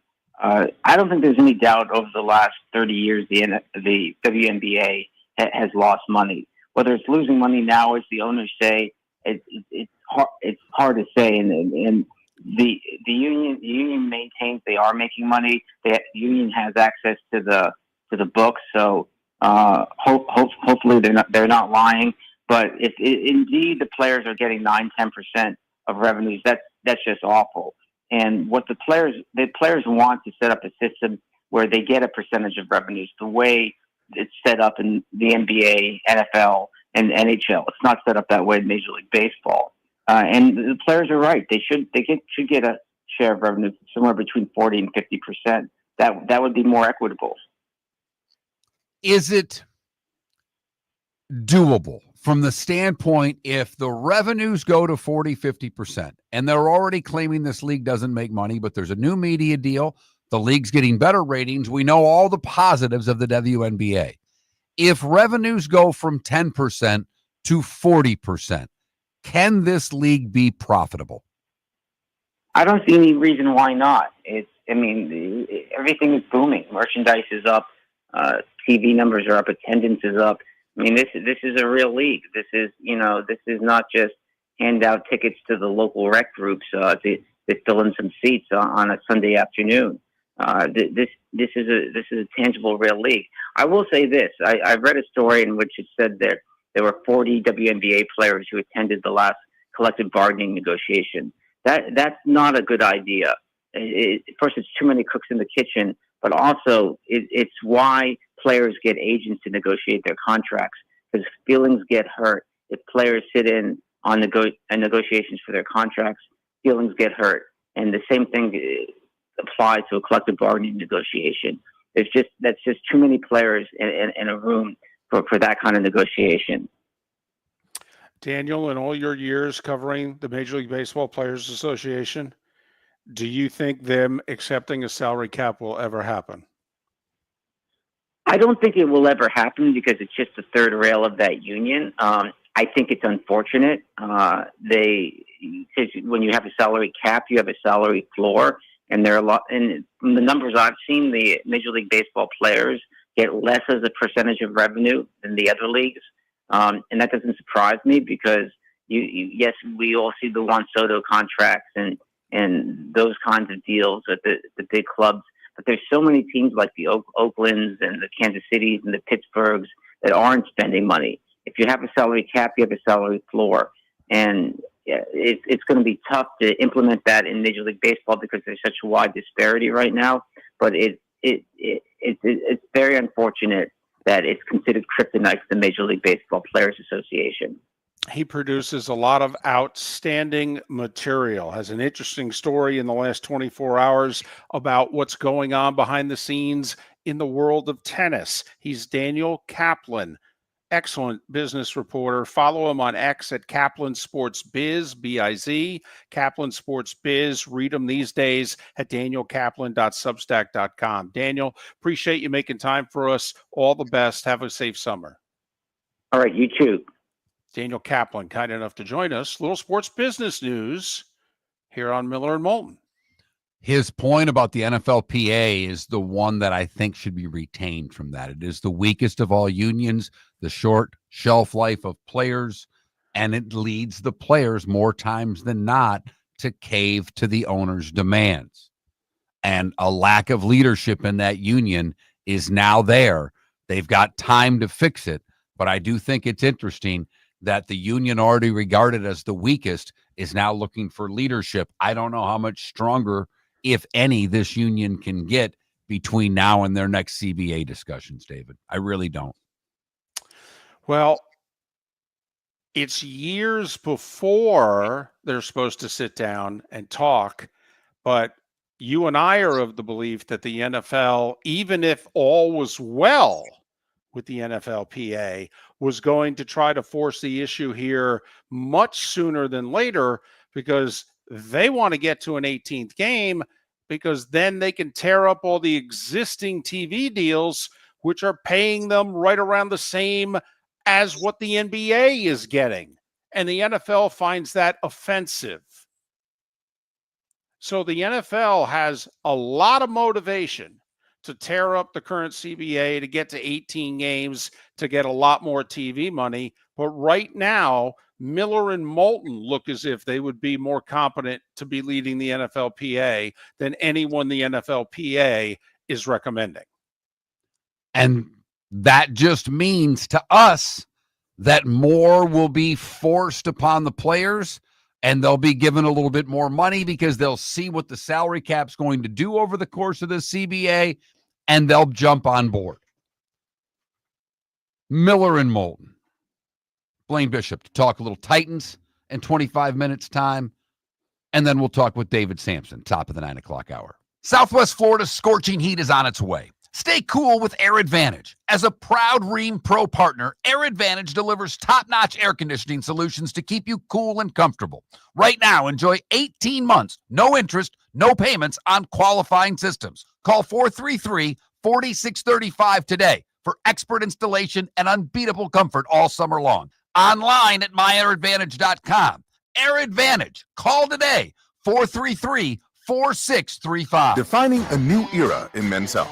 Get stronger and healthier at Game Day Men's Health. With our in-house laboratory, get in, get treated, and get back to your passion and purpose. Call 239-427-3441 for our Bonita Springs or Naples location to set up your free testosterone test and consultation. Mention Miller Moulton Radio Show for a 10% discount on your service. Start living your best with Game Day Men's Health, Bonita Springs and Naples. Call 239-427-3441 today. American Paint Supplies, for nearly 30 years, is your one-stop shop for all your coating needs. If you are a designer, a contractor, a professional painter, or a weekend warrior, American Paint Supplies is the place where experts go to get expert solutions. At 6100 Shirley Street in Naples off of Pine Ridge, American Paint Supplies delivers the best solutions with the best products with the best support. Meet Gene and his team today at American Paint Supplies. Call 239-566-2700. That's 566-2700 or online at AmericanPaintSupplies.net. Summer approaching, time to take care of your own house. So stop into the Floor Meisters and see their huge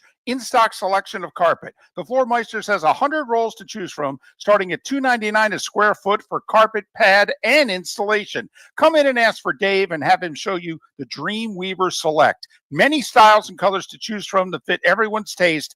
Floor Meisters, 6281 Naples Boulevard in Naples, right next to Costco, or go to the web, floormeisters.com. This is Miller and Moulton.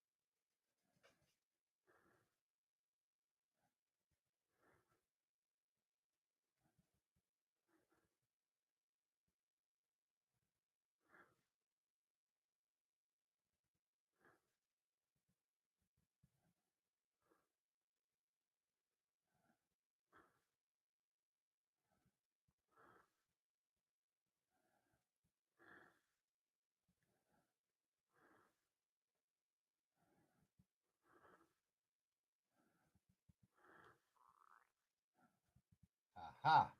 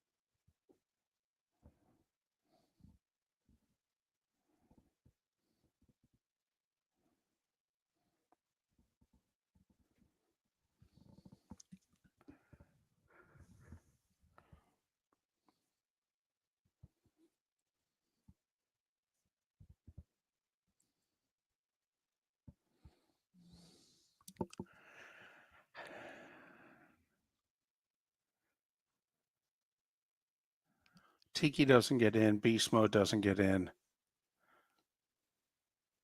Westbrook doesn't get in. All right, we're talking Westbrook, the running back? Or the safety? I think Fred Taylor will get in. It'll be a battle. And I think Frank will get in.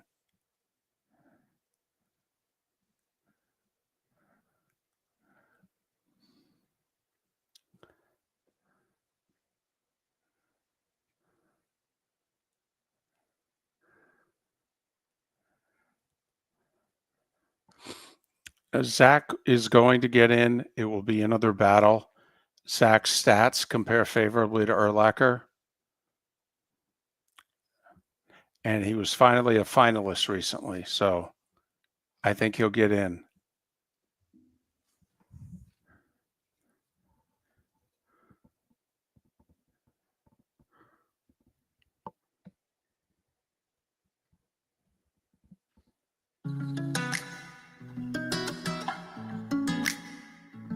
Welcome back to Miller and Moulton. Text the guys what's in your mind at 21,000. That's 21000. And now, here's David Moulton. 21 minutes past the hour. Miller and Moulton. MillerandMoulton.com. Miller_Moulton on X. I'm sorry, Mark. All this Hall of Fame talk in I mean, chat room. A little quick idea. When the music starts, the microphones are on. Yeah, see, and I don't know when the music's going to start. And sometimes I'm talking and then it starts and I got a train of thought going and I can't stop it. And my apologies. My bad. We'll all get there. We'll all get there. No worries. It's a big week for us, this is our anniversary week. I know. I think it was Thursday. You're better with dates than I am, but I thought the 24th was it. Yes. I thought it was too. Okay. I'll have to look it up. Okay. I know it was 2006. It was a Monday in late July. Okay. And I thought it was the 24th, and it was. Okay. Our first show together officially as Miller and Moulton was July 24th, 2006. So we're coming up on 19 years, not consecutively, goodness knows. No. We wanted them to be consecutively. Our goal was for those 19 years to be consecutively. Right. There have been a couple of breaks. There have been a couple of interruptions. And there was nearly a third interruption a year ago. When darn near on our anniversary, we lost our syndication. Okay. But we begged, we asked nicely. A few folks have stepped up and kept us on the air, and we are very appreciative. I don't think you folks have any idea how appreciative we are. And I have a couple people who give me grief when I call for sponsors on the air. I don't know what to tell you. We own this show. Without our sponsors, we go away. It's that simple. Right. Could we use a couple more sponsors? Hell yes. So if anybody is listening that's interested, we've got great things to offer. We think we've got a pretty good show. Football season's coming up. We would love to have you on board, and we'll do anything we can to make that happen. But any of our sponsors, we beg of you, when you're making a choice and that business could be a possibility, that you use our sponsors and tell them that you're there because of Miller and Moulton. You have no idea what it means to this show when those things happen. And I don't want to sound like I'm begging or pleading, but at the same time, I'm kind of begging and pleading. It's just our reality. And we believe in being, we've been pretty transparent over the years. Okay. And when we've, Mark got let go 6 months before I got let go the first time. And then when we both got let go at the same time, the second time, which was that was epic. Epic. Really was. Unbelievable. Okay, we actually were not notified in any way, shape, or form. Still have not been notified. Still to this day, it's really interesting because the person that fired us, who sent an internal memo corporate wide that he indeed fired us, denied that he fired us so he wouldn't have to pay us. Right. That's just a fact.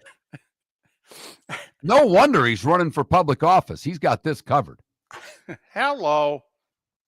Like I give a damn. Well, I didn't think that you did. I was, and I didn't on that day either, because it was the shortest meeting.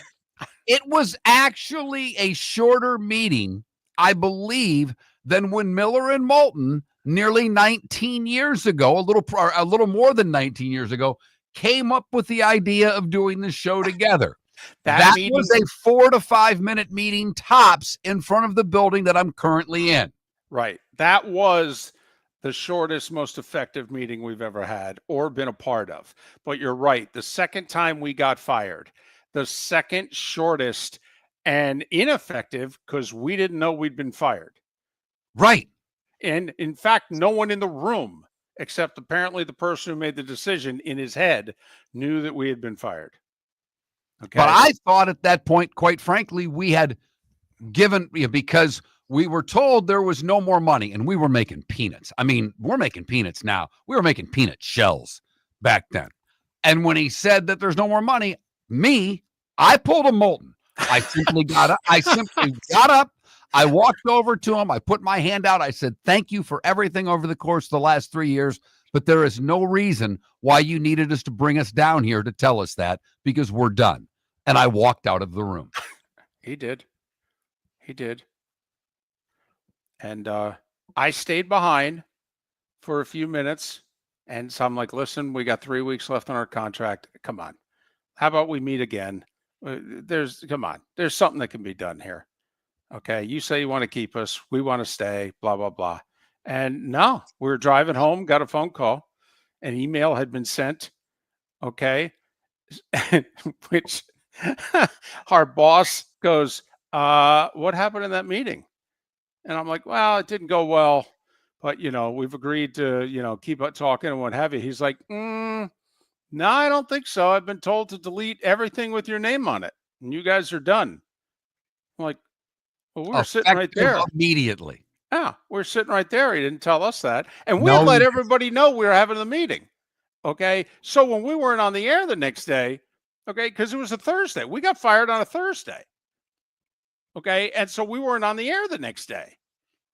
And people were like, oh, what happened? We're like, well, we got gassed. And as Sonny says, yeah, I had dark hair when this whole thing started. In fact, I didn't have a lot of evidence of gray hair. No, you did not. When this whole thing started, I looked a lot like Mark looks like now. Mark's got those 3 to 5 perfectly placed gray hairs. And that's what I looked like because I was 40 and I remember my pictures. You were a man. I was. Me and Mike Gundy had it going on. Okay. And Mike Gundy, who could get fired after this year, has maintained a job throughout that entire time. Right. He's on the hot seat this year, isn't he? Oh, my goodness, is he on the hot seat? Yes. I think he's one of the 3 hottest seats in the country because not only have the last couple of years not gone well, but he's expected to be every bit as bad this year as he's been the last 2.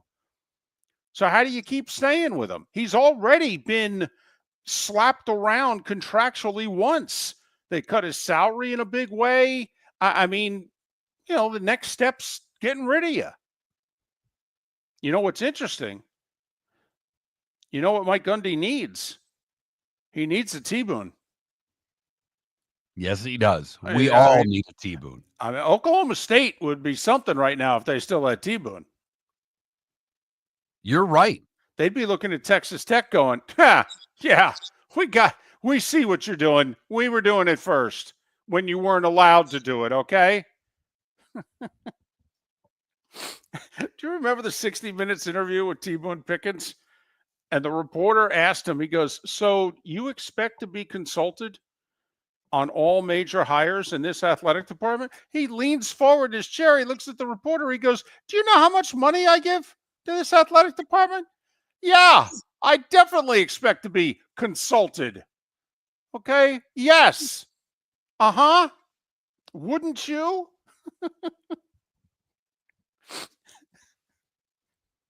And you wonder, and I wanted to get into this today, and we'll probably do it tomorrow. But Matt Baker, who's been on the show a million times, did an article where he basically gave us the franchise valuations of all of the Power 4 football teams. And I didn't count to how many they list, but it looks like there's about 50 listed. The final two on the list are from the Big 12 and no one else. That's how far behind the rest of the college football world they are. And that's why Miller and Moulton have said, if I'm the Big 12, I'm taking the 2 automatic bids right now. Totally. We give Yormark all the credit in the world for saying, I'm going to roll the dice and do this. We don't think it's a wise business decision. Nope. Only got 1 bid last year. Blaine Bishop's next. For over 50 years, the Nolan family has been dedicated to protecting local families. Nolan Family Insurance is a second-generation independent agency that specializes in home, flood, auto, and boat insurance. They take the time needed to explain your coverage options and answer your questions so you can make an informed decision that's right for you. If you're looking for an agency that treats you like family, call 941-639-1122 or go to nolanagency.com. That's 941-639-1122. or nolanagency.com. Mark Miller for Sleep Treatment Direct. They are helping me with sleep apnea. And by helping me, I mean curing me. No more CPAP machine. No more snoring. No more tossing. No more waking up exhausted. Their expert team got me the right treatment, fast and hassle-free. If you want to feel energized and get rid of your snoring, call Sleep Treatment Direct today.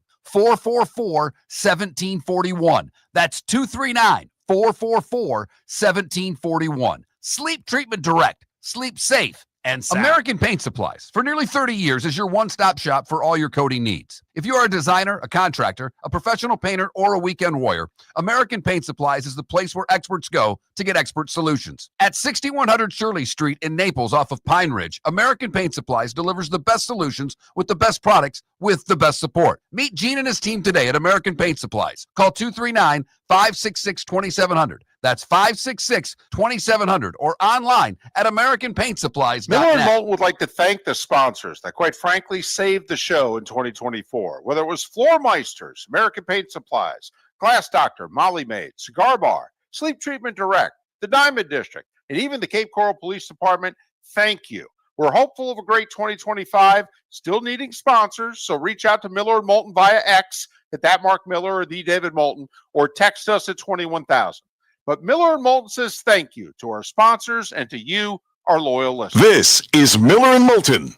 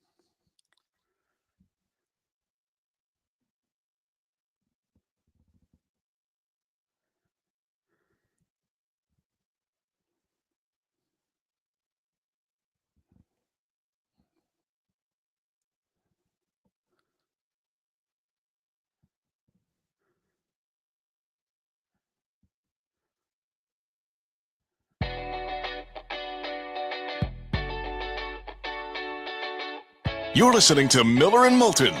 And now, here's Mark Miller and David Moulton. 22 minutes until the top of the hour. David Samson will join us for his weekly appearance at the top of the hour. Miller and Moulton, MillerandMoulton.com, Miller_Moulton on X. Thrilled to welcome back Blaine Bishop to the show. 10 years in the NFL, 9 of them with the Titans. Makes Nashville his home. He's part of the midday show, 1 to 3 on 104.5 The Zone in Nashville. You can follow Blaine on X at bbishop23, bbishop23. Blaine, it's David and Mark. Good morning. How are you? How you guys doing this morning? Well, we are doing well. Titans, along with 29 other teams, are in camp as of today. About training camp in any way, or no? Did you hate it? No, I was a guy that enjoyed to show off my off-season work. Always just been super competitive, wanting to be number one on all the tests that they bring you back for. So I always looked at it if I was going to be number one. So in all the conditioning tests and everything else, so to show how much I continue to strive to improve. So how much did that piss off the rest of the team? You're finishing number one in all these things. I think there's a few guys that weren't in shape that might not have been too happy with you, Blaine. Yeah. Well, yeah, exactly. So it was mostly I was always number one on the defensive side. So then when we got Samari Rowe, and then I kind of slowly started getting number two, and then so that kind of kind of bust my bubble. So I was just like, I got to make sure I'm always just in the top 5 as I got older. Right. Javon Curse might have moved you to bronze as well. Right. That was a final take. When he beat my time, I could not believe it. I was like, there is no way, and freaking you know what. And then realizing that he was somewhat of a freak. Well, instead of yes, a freak. Mm-hmm. Yes, he was. Hey, so was Will Levis hurt this badly last year and we just didn't know it? Because, I mean, we all rode Will pretty hard. He took a step back. Oh, he's clearly not the guy. The Titans got to move on. Well, apparently he had a bum throwing shoulder. Tough to play quarterback with a bum throwing shoulder. I mean, was he this badly hurt last year? Well, I don't know the specifics of his injury. It was an AC joint. Anytime you're dealing with an AC joint, I had that injury. Unfortunately for me, I'm not the quarterback. It was to his throwing arm. What I can say about Will Levis is he's a tough cookie, and he's a tough player. He's a very competitive person.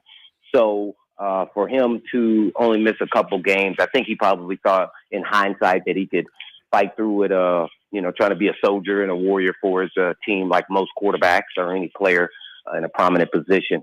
So I think, and then in the off season, I could use an example of, something would happen to me during the season. Okay, get off season surgery and go, well, let's see how well it can heal on its own. Now the surgery, season's up, and then you kind of wait and then you kind of throw, and then all of a sudden maybe it's irritating you, and you finally say, you know what, I for the sake of my own personal growth and health, I need to probably get the surgery. So, and he showed no signs even in the off season though. I wasn't looking for it, but I thought he was still the best thrower. And when I'm talking about thrower, he was the most talented as an arm thrower in camp, even over Cam Ward. All right, 6 consecutive years with a winning record, making the playoffs 4 of those 6 years, and now 3 straight years with a losing record, and each year it's gotten worse. Mm-hmm. What's it going to take this year to begin the climb back for Tennessee? Well, I think it starts up front on the offensive line. They had so many issues as far as just, the tackle not performing well, and then the quarterback then not performing well.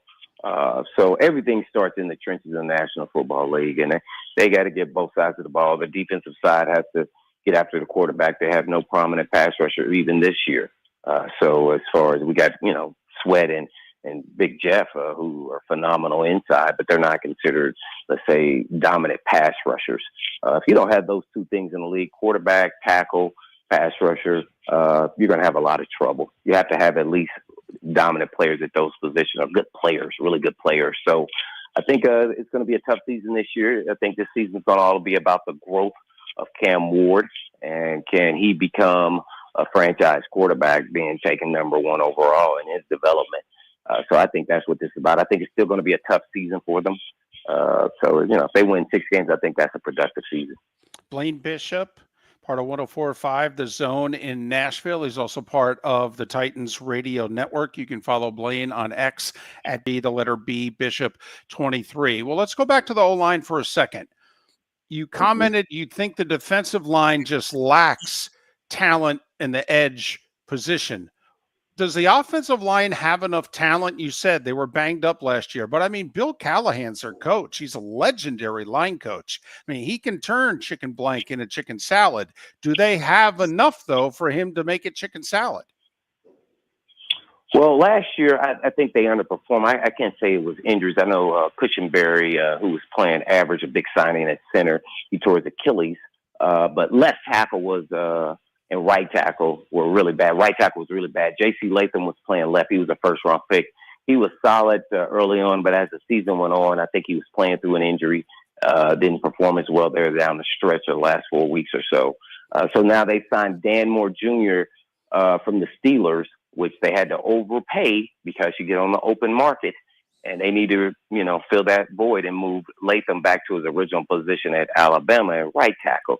So in their eyes, they've signed and moved guys around that they feel like can, and they've signed guard Zeitler from the Detroit Lions. So they feel like they fixed the offensive line. Now, offensive line is a position where if you don't play as one, you're still not going to be as productive, even if you have the talent. So it'll be interesting to see how quickly they can get chemistry amongst the offensive line. This has been like 3 years in a row now. The offensive line had some serious issues. Now this will be, O-line coach Callahan's second season with the Titans. So we'll see if he can get that fixed. Seems like they're going in the right direction. They just had really one bad issue at right tackle last season that they couldn't overcome. And at the same time, a quarterback issue. So, as Blaine mentioned, 2 new starters on the O-line. Their backups seem to be all new. But when I look at their skilled guys, I'm not seeing a lot of game breakers. Who are the guys that can bail out Cam Ward? He's a rookie. He needs some help. When I'm looking up and down tight ends, running backs, receivers, I'm not seeing a lot there. Who's going to be his guy, if you know what I mean? Well, I would say Kevin Ridley is the most talented player on the playmaker side of it. He can play outside, inside. He can run reverses. He's fast, good route runner. Him and Levis seem to not ever really get on the same page last season.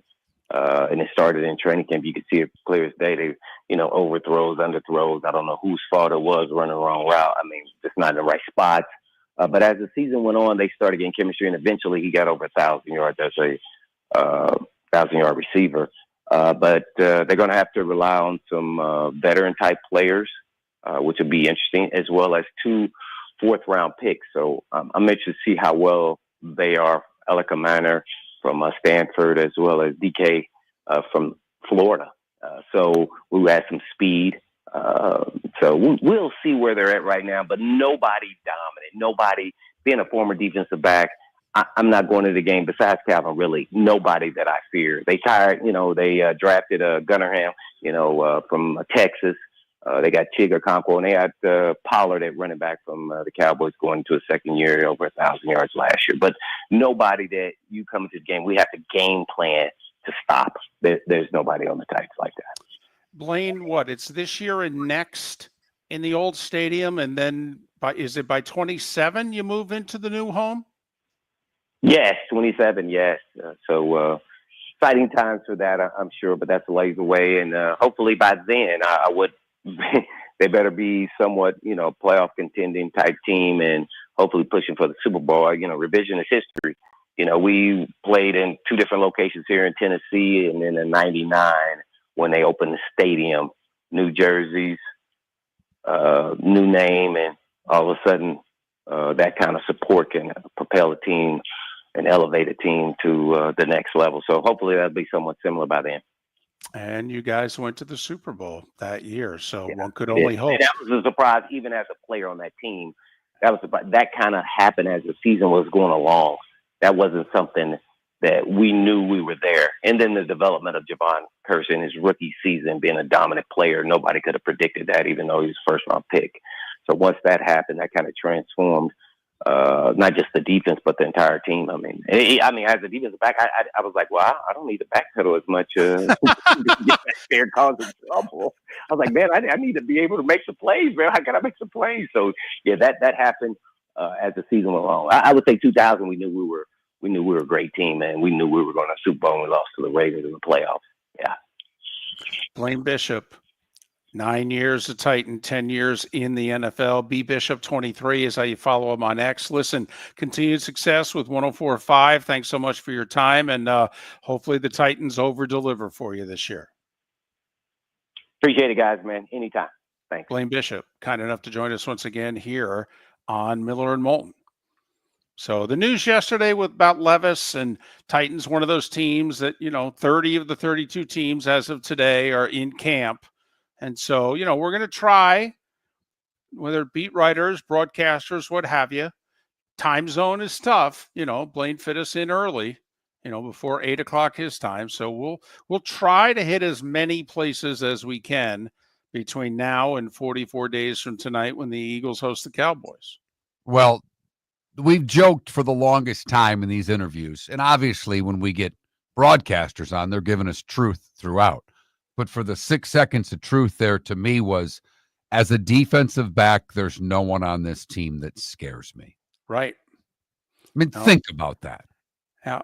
A guy that played in the league for a decade looks at the team that he covers every day and says, there's no one on this team that scares me. No. Ridley's the most talented, but there's no one you have to scheme for.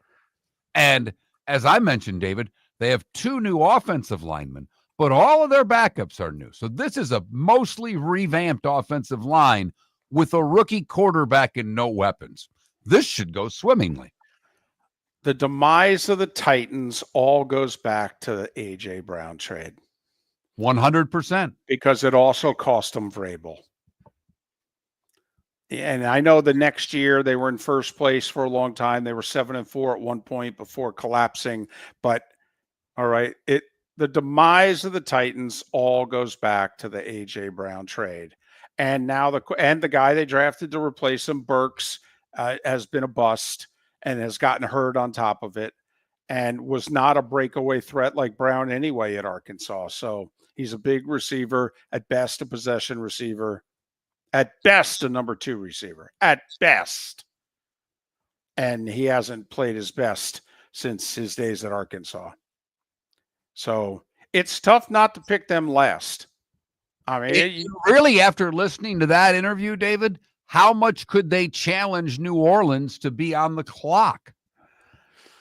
Now, I think top to bottom, the NFC South's a better division than the AFC South because I think Indianapolis is bad. But I don't think they're bad. I do think their quarterback plays bad, and their drafts recently have not been that good. But, he's 17-17 as a coach there in 2 years. With the quarterback play that he's had, he's 17-17. I'm telling you, he can coach, and he may lose his job after this year, but he can coach. And you're right. I mean, obviously the record is what it is, but look at Jacksonville the past couple of years. Look at Tennessee the past couple of years. It's not like he's taking on the elite of the National Football League. So I don't see Indianapolis as a team that's above 500. I struggle seeing Jacksonville that's a team that's above 500. And the Titans will not be above 500. So you're awarding the division to the Texans by default? David, I think we can put the X next to the Houston Texans right now. Ooh. I'll be curious how the whole revamped offensive line and the new offensive coordinator. I liked Bobby Slowick. I think they panicked and made a mistake. They had a half a season of injured wide receivers and bad O-line play, and they blew it up because of it on that side of the ball. I'm not so sure that was the right thing to do, but We'll see. They think they're ready to take the next step in Houston because the step the last 2 years has been win a home wild card game, lose on the road in the divisional round. Okay. And when you're in a division like that, you can set your bar a little higher because, I mean, they think that they have a shot to be one of the top 2 or 3 teams in that conference. And I think it's largely because of the division they play in. Miller and Moulton. Football Magic numbers are 37 and 44 to that Thursday heading into Labor Day weekend for college, and the Eagles hosting the Cowboys in the NFL. David Samson, his weekly visit, is next on Miller and Moulton. For over 50 years, the Nolan family has been dedicated to protecting local families. Nolan Family Insurance is a second-generation independent agency that specializes in home, flood, auto, and boat insurance. They take the time needed to explain your coverage options and answer your questions so you can make an informed decision that's right for you. If you're looking for an agency that treats you like family, call 941-639-1122 or go to nolanagency.com. That's 941-639-1122. or nolanagency.com. With summer approaching, time to take care of your own house. So stop into the Floor Meisters and see their huge in-stock selection of carpet. The Floor Meisters has 100 rolls to choose from, starting at $2.99 a square foot for carpet, pad, and installation. Come in and ask for Dave and have him show you the Dream Weaver Select. Many styles and colors to choose from to fit everyone's taste. Floor Meisters, 6281 Naples Boulevard in Naples, right next to Costco, or go to the web, floormeisters.com. Southwest Florida's scorching heat is on its way. Stay cool with Air Advantage. As a proud Rheem Pro partner, Air Advantage delivers top-notch air conditioning solutions to keep you cool and comfortable. Right now, enjoy 18 months, no interest, no payments on qualifying systems. Call 433-4635 today for expert installation and unbeatable comfort all summer long. Online at myairadvantage.com. Air Advantage. Call today, 433-4635. Think we only fix windows? Think again. Your local Glass Doctor Home and Business does so much more to upgrade your home. We custom build stunning shower and bath enclosures, install sleek glass doors and windows, and can bring fresh life to foggy or cracked panes. Need a glass tabletop or a statement mirror? Yep, we do that too. If it's glass and it's in your home, we're the team to call. Call the Glass Doctor, we fix your pains. Oh, yeah. American Paint Supplies, for nearly 30 years, is your one-stop shop for all your coating needs. If you are a designer, a contractor, a professional painter, or a weekend warrior, American Paint Supplies is the place where experts go to get expert solutions. At 6100 Shirley Street in Naples off of Pine Ridge, American Paint Supplies delivers the best solutions with the best products with the best support. Meet Gene and his team today at American Paint Supplies. Call 239-566-2700. That's 566-2700 or online at AmericanPaintSupplies.net. Miller and Moulton are very grateful to you, the listeners, for making us one of the highest rated shows for men, because the working man is one of the toughest demos to reach, and we do. Great sponsors like Floor Meisters, American Paint Supplies, Glass Doctor, Sleep Treatment Direct, Game Day Men's Health, and Molly Maid recognize that, and we thank them. And if you own a business and working men are your clientele, the most cost-effective way to reach them is through us. Text Miller and Moulton at 21,000 or directly via X at that Mark Miller or the David. This is Miller and Moulton.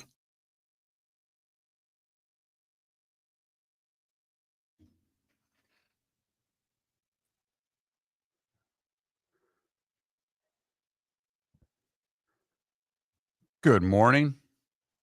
Oh, peace.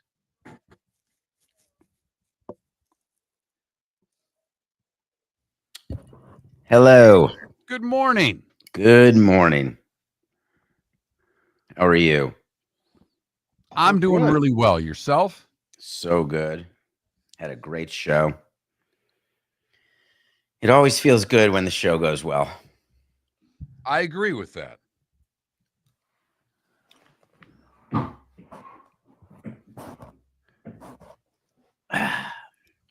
Did the Malcolm Jamal Warner news throw you for a little loop yesterday?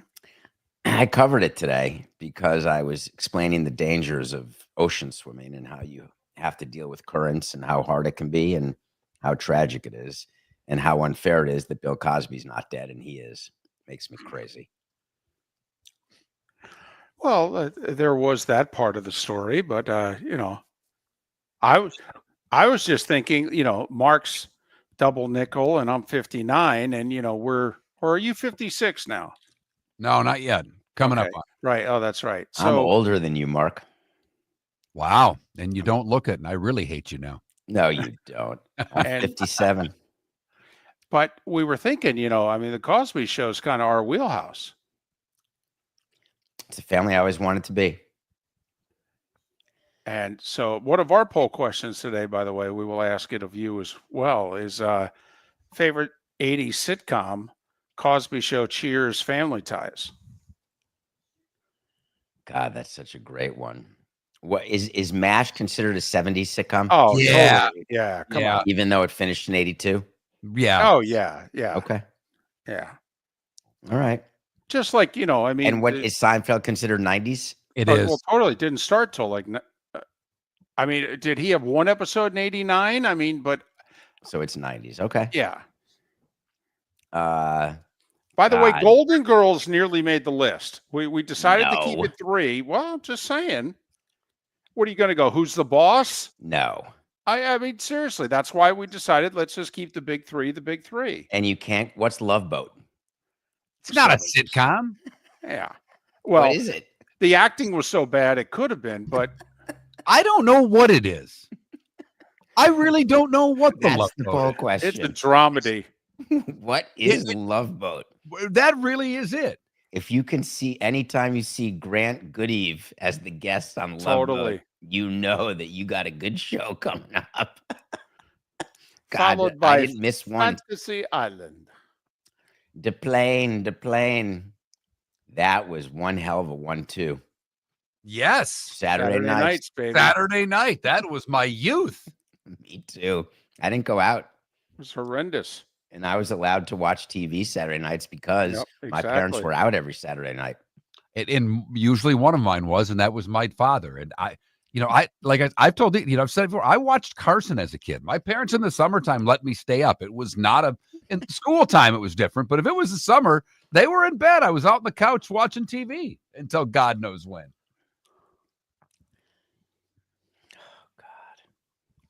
I feel like we did it right. I guess everybody feels that about their childhood. Yes, they do.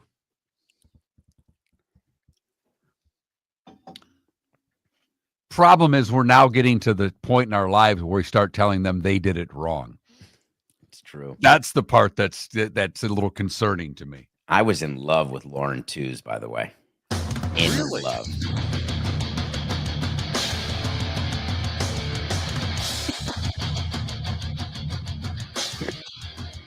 You're listening to Miller and Moulton, coming at you from the Floor Meister Studios. Floor Meisters, keeping it real.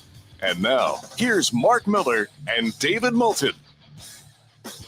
The bonus hour on a Tuesday, and it always begins these days with David Samson, host of Nothing Personal with David Samson. It is broadcast on tape delay by an hour because his show is live from 7 to 9 Eastern. And then on the DraftKings network, they show it from 8 to 10. So actually, the second hour of his show's on right now. We asked you not to go to it for at least another 12 minutes. David joining us once again on the American Paint Supplies hotline. Listen, we got to get right to this. Favorite 80s sitcom? It's one of our 3 poll questions today. Cosby Show, Cheers, or Family Ties? I have to go Cheers. And I loved the Cosby Show. I love Family Ties. My background is that I wanted to be the point guard for the Knicks. And when I couldn't be that, I wanted to be Alex P. Keaton. And did I turn into Alex P. Keaton? I certainly grew to be his size, and that's it. But I loved Justine Bateman and all of the different people who really made my youth what my youth was, that really formed my adulthood. And I'm not a big drinker. I don't drink beer. I probably have not had, believe it or not. As a matter of fact, I guarantee you, I have not had 6 beers my entire life. My whole life, a total of 6. I bet you I haven't had 4. I just don't like beer. And 18 years in baseball, funny enough. And went to college at Wisconsin, funny enough. But there was something about Norm and the bar and Cheers and the characters that it made me. And this is the common thread that has really been what formed my life, is that they were a family. And that's what Family Ties was. And that's what Cosby Show was. And I was always I wanted what I thought was family, because my family life was just crazy. And I always thought that Cheers would be a place. I was always looking for that group. And I spend my life looking for that group. So I got to go with Cheers. It is amazing. We're all of similar age. And as I hear you talking, and I've obviously talked to my co-host enough, I was raised on television. I'm an only child. My parents were out doing things. My parents fought a lot. I had a crazy house, probably like you did, David. And when I hear you talking, it sounds to me like you were raised on television up until the point, I know what a huge movie buff you are, that you became raised by the silver screen. So I wasn't allowed to watch television as a kid. And when my parents would go out, they would undo the cable so the TVs wouldn't work. And instead of studying, what I would do is search the house. It was an apartment, which it was a great apartment, very lucky childhood. I would search, looking to find how I could reconnect the cable. And the only thing I could ever find was the battery operated 3-inch by 3-inch black and white TV, the kind that you have that only gets 4 channels that you use during a hurricane, which I was in New York City. I didn't know what that meant until I had to buy one when I lived in Florida. So I would watch the main stations at that time. Cable was starting, but it was like you had to click a cable box without a remote control. There were no remote controls. But I would watch TV like on a 3x3 black and white TV. But when my parents were home, I was allowed to watch TV on Saturdays. Saturday morning, I could watch cartoons, which is why I fell in love with the Super Friends and Scooby-Doo. And then Saturday night, when they'd go out, I was allowed to watch TV. So I was the biggest Love Boat fan in the history of the world, because I would do Love Boat, Fantasy Island back to back as though I had just, put my hands in the greatest cookie jar of all time. So I wouldn't say I was raised on TV. What I would say is I was raised on trying to be raised on TV. And that took up a lot of my time, when in theory I should have been studying, calculus or U.S. history or state capitals. I was trying to study how to find cable. David Samson's childhood, courtesy of David Samson. There's so much more. You want to keep going? Follow I him could go all on day. X. Well, no, because then I think we'd have to start charging you. Follow him on X at David, the letter P Samson, David P Samson. Hey, we're throwing our hat in to be executive director of the NFLPA. Do you want to join us? Okay. No chance. Why? They're apparently it's the most incompetent group. I mean, this makes like Mussolini's government look like they knew what they were doing. I mean, seriously, it's amazing. I would have gone. That's funny. I would have gone more Keystone Cops. Okay. But because I'm not sure there's life and death involved. But I like where your head's at. And I got to throw out to my friend Pablo Torre, who has made a difference with his show, Pablo Torre Finds Out. And if you haven't listened to it, listen to it. It's amazingly funny journalism. And sometimes it's deadly serious. And Lloyd Howell and J.C. Treader were living their lives, making millions of dollars, thinking everything was great, waiting to be found out, thinking no one would ever find out everything they did. I'm just picturing Lloyd Howell at Tootsie's, which we all know what that is in South Florida. If you've ever worked in Miami or been to Miami, you know what Tootsie's is. And thinking that he had, the world by the, but in fact, it was just a matter of when, not if. The NFLPA, it's so important to have good executive directors of any players association. And I was telling someone on the air yesterday, I don't remember who, that the most important thing for baseball and the owners and their CBA is that Tony Clark and Bruce Mayer do not get replaced, and that Tony Clark does not get thrown out because of the FBI investigation into his dealings, because it's so much better to deal with him than it would be the devil you know is better than the devil you don't. And so the NFLPA, if they're smart, they're going to hire someone good. And I don't mean the backup to Howell, who is this guy, David Little from SAG-AFTRA, who doesn't deserve to have a job at McDonald's. I'm talking about, someone who's actually good at what they do. That makes collective bargaining hard. And the leagues don't want that. They want to win every collective bargaining agreement so they can continue with the way they deal with guaranteed money, et cetera, et cetera. So it's an interesting time right now. But the most important hire to look at is not the interim, because that's what everyone's talking about. Ignore that. It's who's going to be permanently named to replace Howell. The interim will have the head start because he'll be the incumbent, or she or they. But who the permanent director is, because that's who will be running the next CBA negotiation, that's what we should be looking out for. I want to switch this to baseball because you quickly talked about the baseball union and who's running that. Would the Major League Baseball Players Association be better off without Tony Clark? 100%. It's not even a question that the union, if they had different leadership, would be a better union. We loved having, listen, when you have a former player, Tony Clark, and I've known Tony for 25 years, very interested as a player in player comforts, a chef in the kitchen, days off, better travel, not getting to cities late, more whatever. Great, no problem. Just don't increase the pension and the minimums, and make sure that we get the luxury tax where we want it, so we get the cone tax. Make sure the debt service rule stays in place, which acts like a hard salary cap, believe it or not. So all of the things that baseball gets, the players get, seem to me to be things that are not all that important. And so I don't want to put the secret out of the bag, but hey, that's what we do now. We're in the media. The union would be way better off if someone were more interested. Listen, Mike Weiner, you may remember that name. Yeah, Donald Fear, you may remember that name. Those guys were good. Well, the thought was that when Weiner passed, okay, that was a huge loss for the players, and that he never would have agreed to the deal that they agreed to a few years ago. Mark has been making the case that, I know it's the last rail of the Baseball Players Association, we will never have a cap. But Mark goes, if the figures are right, that the baseball players are only getting about 47% of revenue, and literally all three other major sports are getting 50 plus, won't the rank and file eventually go, hey? And if the owners go, hey, we'll give you 52%, but you gotta agree to a cap. We'll agree to a floor. You agree to a cap. We'll take 47 to 50. What do you say? Mark's like, how do the rank and file vote against that?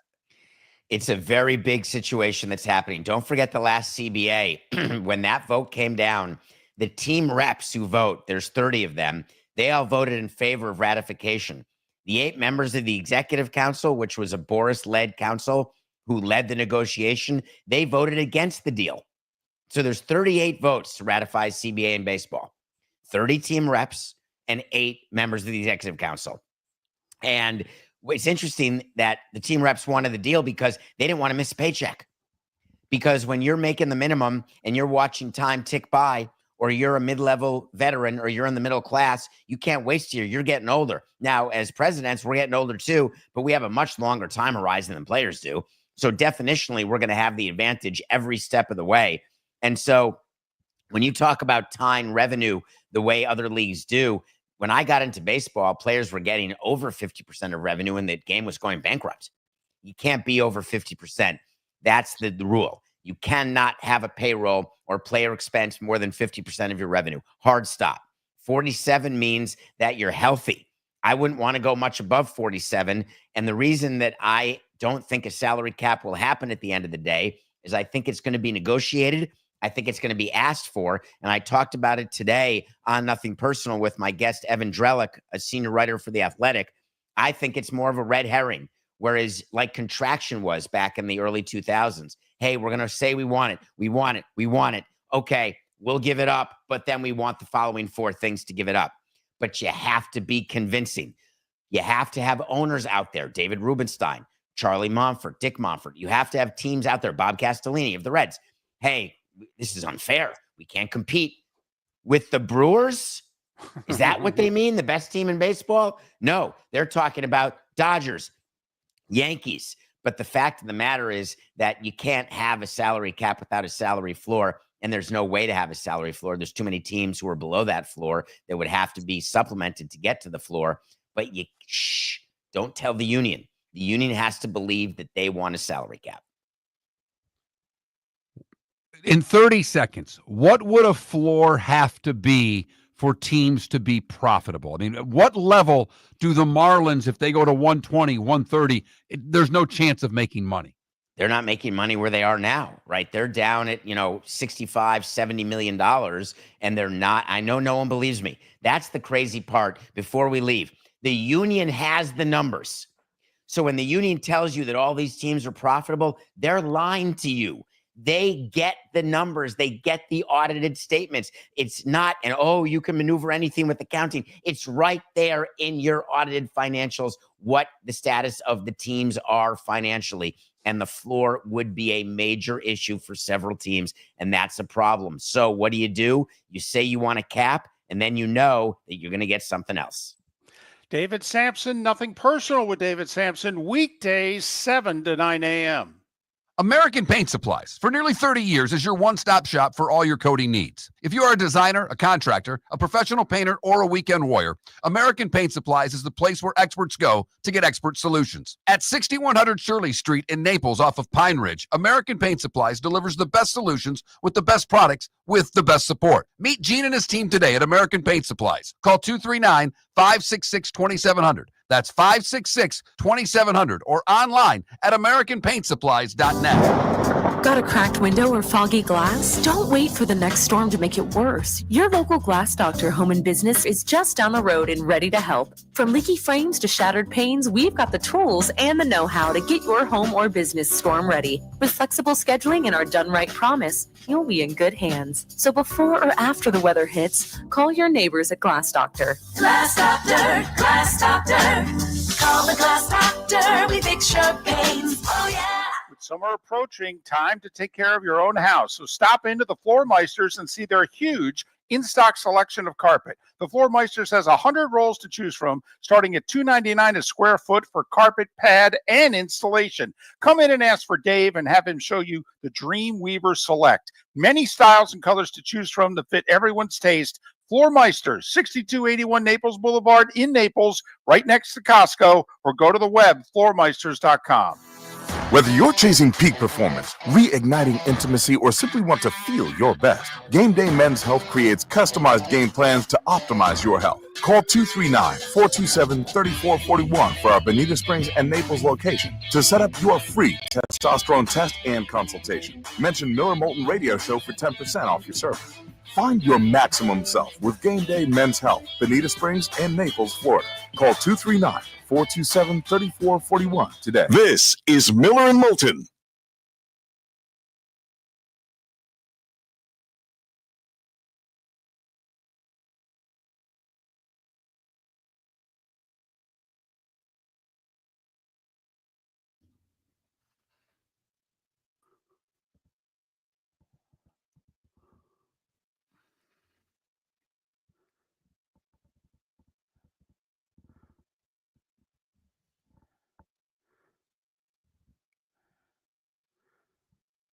Nice.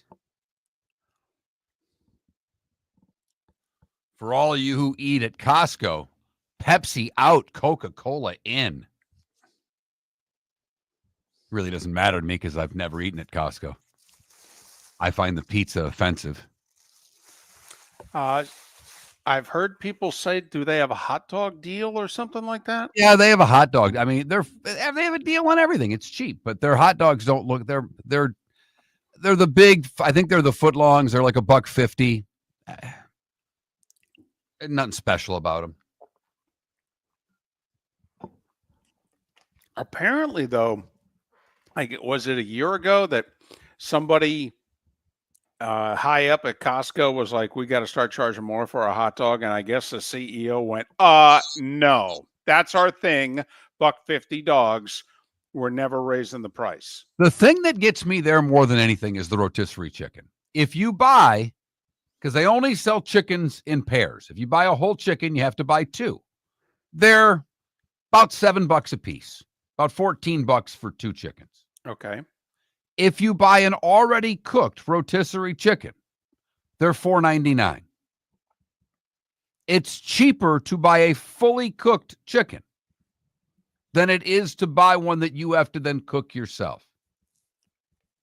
I've never understood that one. That's the best lost leader out there. $5 for a whole chicken. Now you have to be a member, though, right? You're not allowed in the store unless you're a member. You're damn right. Same with gas too, right? Yes. Is their gas cheaper? Oh, far cheaper. Oh, really? Oh, 25 cents a gallon cheaper? Huh. Like, I mean, it's basically about $3.13 here right now for gas everywhere is about what I've seen. It's going to be $2.90 there. Okay. Now the lines are so damn long, I don't always go there. Yeah, I won't do a pre-made anything, Michael. Come on, you know that about me by now. But they are opening a new gas station at the Costco here that's going to have double the pumps. It was supposed to open in July, and it's close. All right. Yeah, Robes, I'm with you. I make a big thing of chicken salad. I give the wife a chicken breast to put on her salad for work, and I usually make the daughter some chicken tacos with what's left over. It is an unbelievable deal.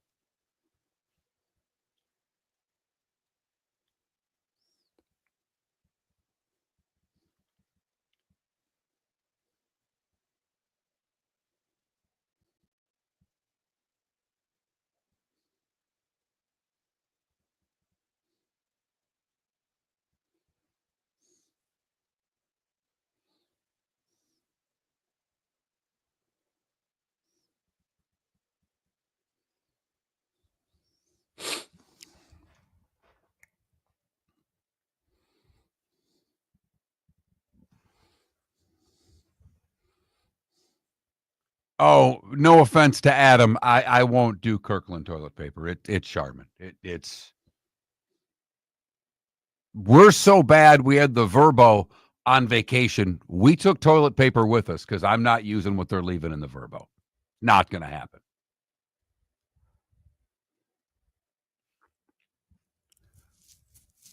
According to Adam, Angel Soft is Costco brand. And Adam works for a paper company. That's our source. He's not in here today, but I've paid enough attention. And they have Charmin at Costco.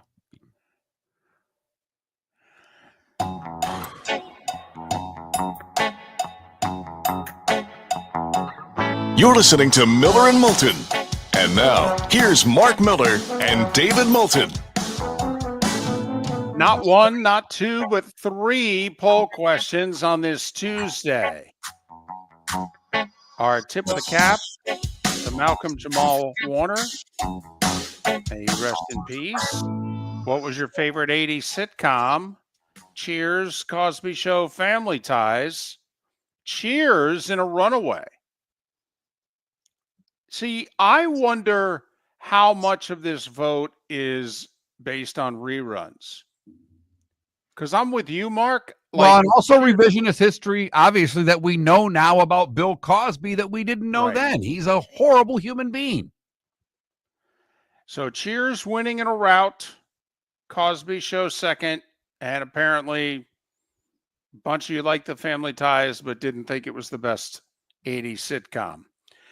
Who will win the Big Ten in football this year?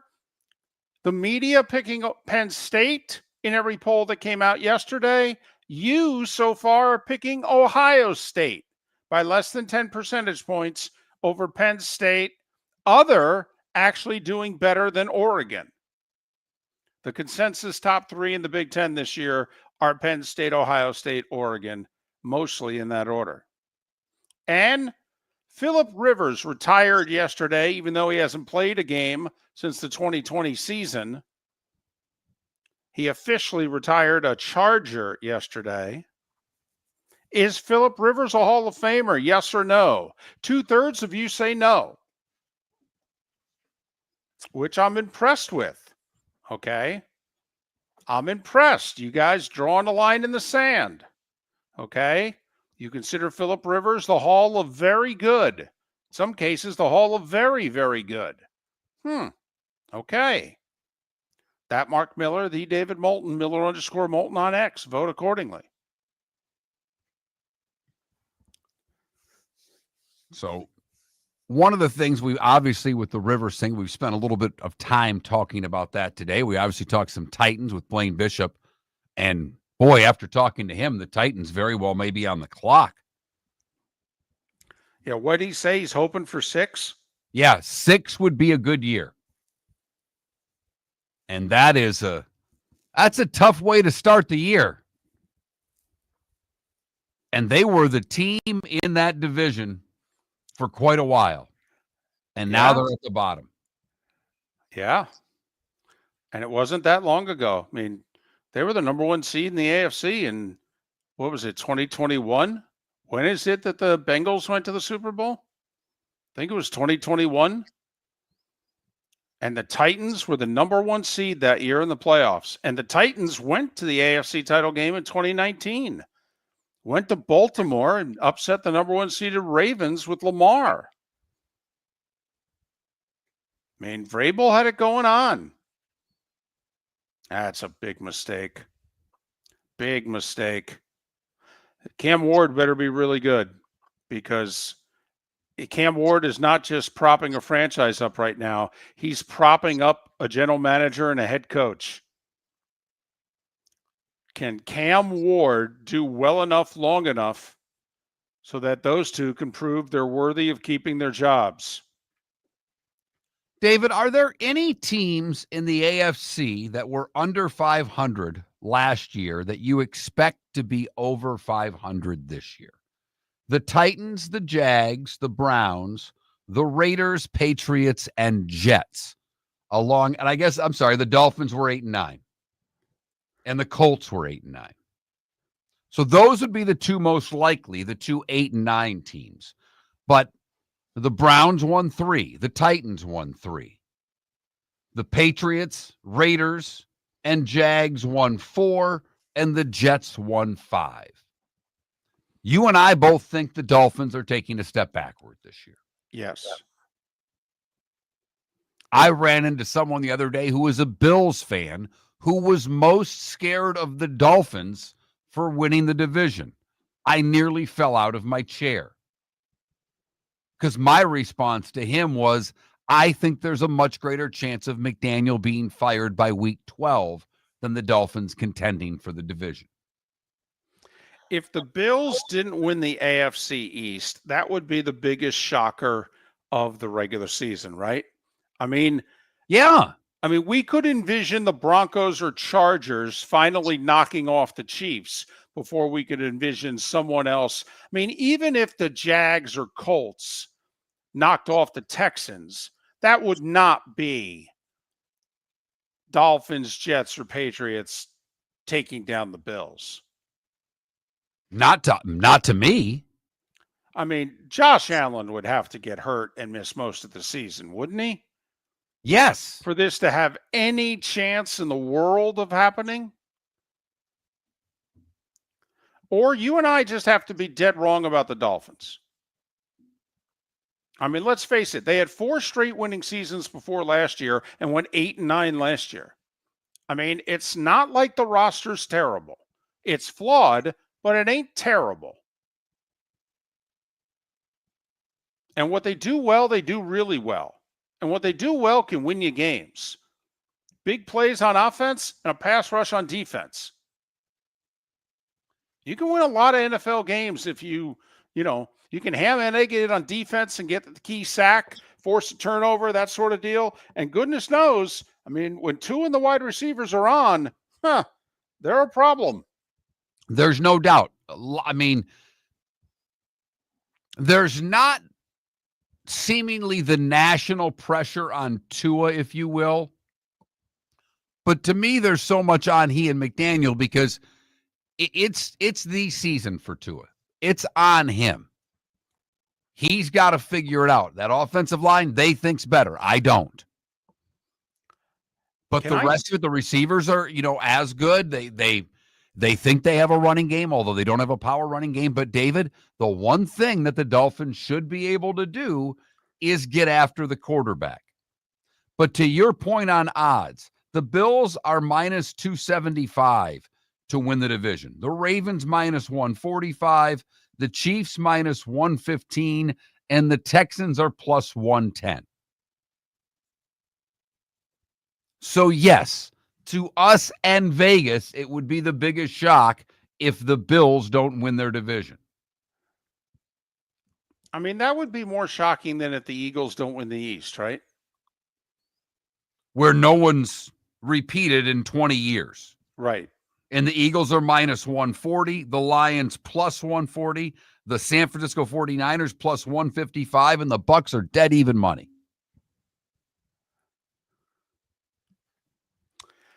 See, I can make the case for a lot of these below 500 teams getting to 8. I just have trouble seeing them getting to 9. But Mark, if I had to put $20 on one of the losing teams from a year ago in the AFC going 9-8 or better this year, I think I'd put it on the Patriots. I still don't think they have enough weaponry for Drake May. I still think they're going to struggle to score points. They should be really good defensively. Really good. Really good. So I don't know how, remember a couple years ago when the Giants went 9-7-1 and I kept saying all year, they're not that good. This is not a good roster. They're just winning every close game, and Dable's coaching his backside off, and, they're winning games they shouldn't be winning. I could see Vrabel and Drake May and that defense doing the same thing. I could see him putting a 9-8 on the board and sitting down and trying to convince them, yeah, we're a 6-win roster. Let's not get too excited about this. We got a long ways to go. And look, we all understand what coaching means, but I think David's always been a believer that coaching means even more than the rest of us think. Yes, I do. Always have. But I start looking at those teams under 500, and I'm trying to figure out which one's going to make that leap this year, and I have trouble seeing it. I can see the Raiders going from 4 to 7, but because of the division that they're in, they went 1-5 in the division last year, I believe. Tough to forecast them doing much better than that this year. Because everybody in the division, not named the Chiefs, got better. And the Chiefs were 11 games better than the Raiders last year. Good, bad, and ugly. What's on tap? Today was the day when. It's all next. For over 50 years, the Nolan family has been dedicated to protecting local families. Nolan Family Insurance is a second-generation independent agency that specializes in home, flood, auto, and boat insurance. They take the time needed to explain your coverage options and answer your questions so you can make an informed decision that's right for you. If you're looking for an agency that treats you like family, call 941-639-1122 or go to nolanagency.com. That's 941-639-1122. or nolanagency.com. With summer approaching, time to take care of your own house. So stop into the Floor Meisters and see their huge in-stock selection of carpet. The Floor Meisters has 100 rolls to choose from, starting at $2.99 a square foot for carpet, pad, and installation. Come in and ask for Dave and have him show you the Dream Weaver Select. Many styles and colors to choose from to fit everyone's taste. Floor Meisters, 6281 Naples Boulevard in Naples, right next to Costco, or go to the web, floormeisters.com. Mark Miller for Sleep Treatment Direct. They are helping me with sleep apnea. And by helping me, I mean curing me. No more CPAP machine, no more snoring, no more tossing, no more waking up exhausted. Their expert team got me the right treatment, fast and hassle-free. If you want to feel energized and get rid of your snoring, call Sleep Treatment Direct today. 444-1741. That's 239-444-1741. Sleep Treatment Direct. Sleep safe and sound. Miller and Moulton are very grateful to you, the listeners, for making us one of the highest rated shows for men, because the working man is one of the toughest demos to reach, and we do. Great sponsors like Floor Meisters, American Paint Supplies, Glass Doctor, Sleep Treatment Direct, Game Day Men's Health and Molly Maid recognize that, and we thank them. And if you own a business and working men are your clientele, the most cost-effective way to reach them is through us. Text Miller and Moulton at 21,000 or directly via X at that Mark Miller or the David. This is Miller and Moulton.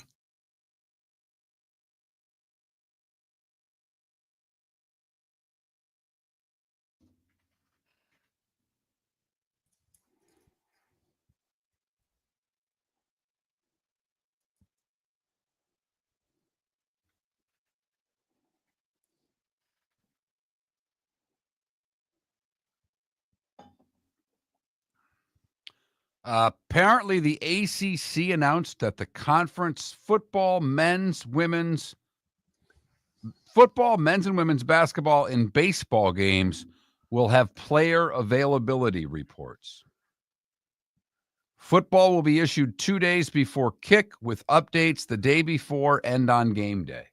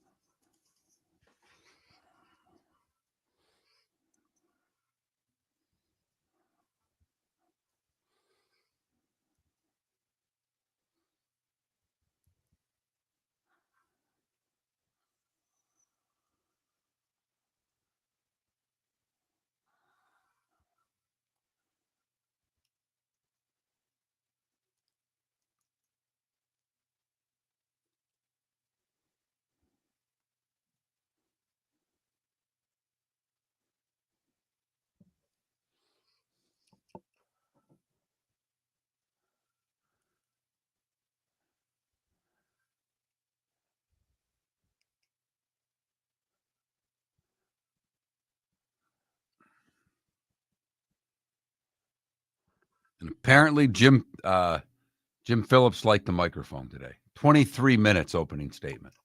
Wow. Yeah. And the coolest thing I've seen on the internet today is that Sylvester Stallone still has the turtles from Rocky, and they're 49 years old. That's fantastic. It really is.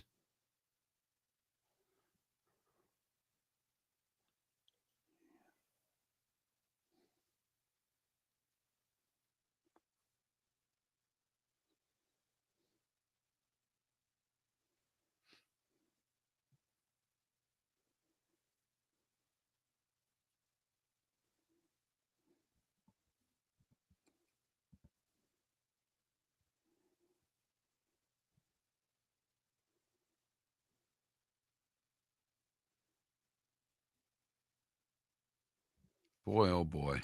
Ain't that the truth? What's that? The Big O retweeted odds thing with the 2028 presidential winner chances. And it's got J.D. Vance, Gavin Newsom, AOC, Buttigieg, whatever his name is, and Rubio is the 5 listed. And he just says, look at all those horrible candidates. What an incredibly stupid country we are. Hard to argue. Cuffin Link. That's right. Well done. Well done, you, Matt. That's good stuff.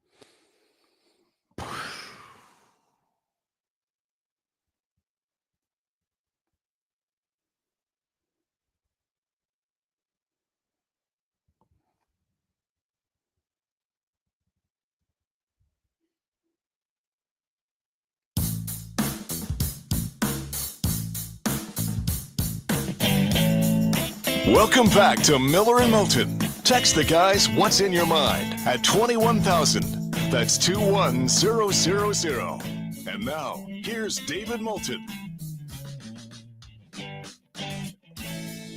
22 minutes till the top of the hour. Pat Kerwin, Seth Everett, amongst those who will definitely be on tomorrow's show. Miller and Moulton, millerandmoulton.com, Miller_Moulton on X. Not one, not two, but three poll questions today. Who's going to win the Big Ten? Penn State, Ohio State, Oregon, or other? Right now, you guys going with the Buckeyes. Close over the Nittany Lions. I went with Penn State, by the way. Who'd you vote I did as for? well. I went with Penn State. Yesterday, you were on the fence. Okay. You're like, don't know if I can bet against Ohio State. So, okay. By the way, other with a slight edge over Oregon. So that's all you Michigan fans out there. Your favorite 80s sitcom, The Cosby Show, Cheers, or Family Ties? Cheers in a rout. And Phillip Rivers officially retired yesterday, even though he hasn't played a game since 2020. We asked you, is Phillip Rivers Hall of Famer? 2/3 of you say no. Please vote.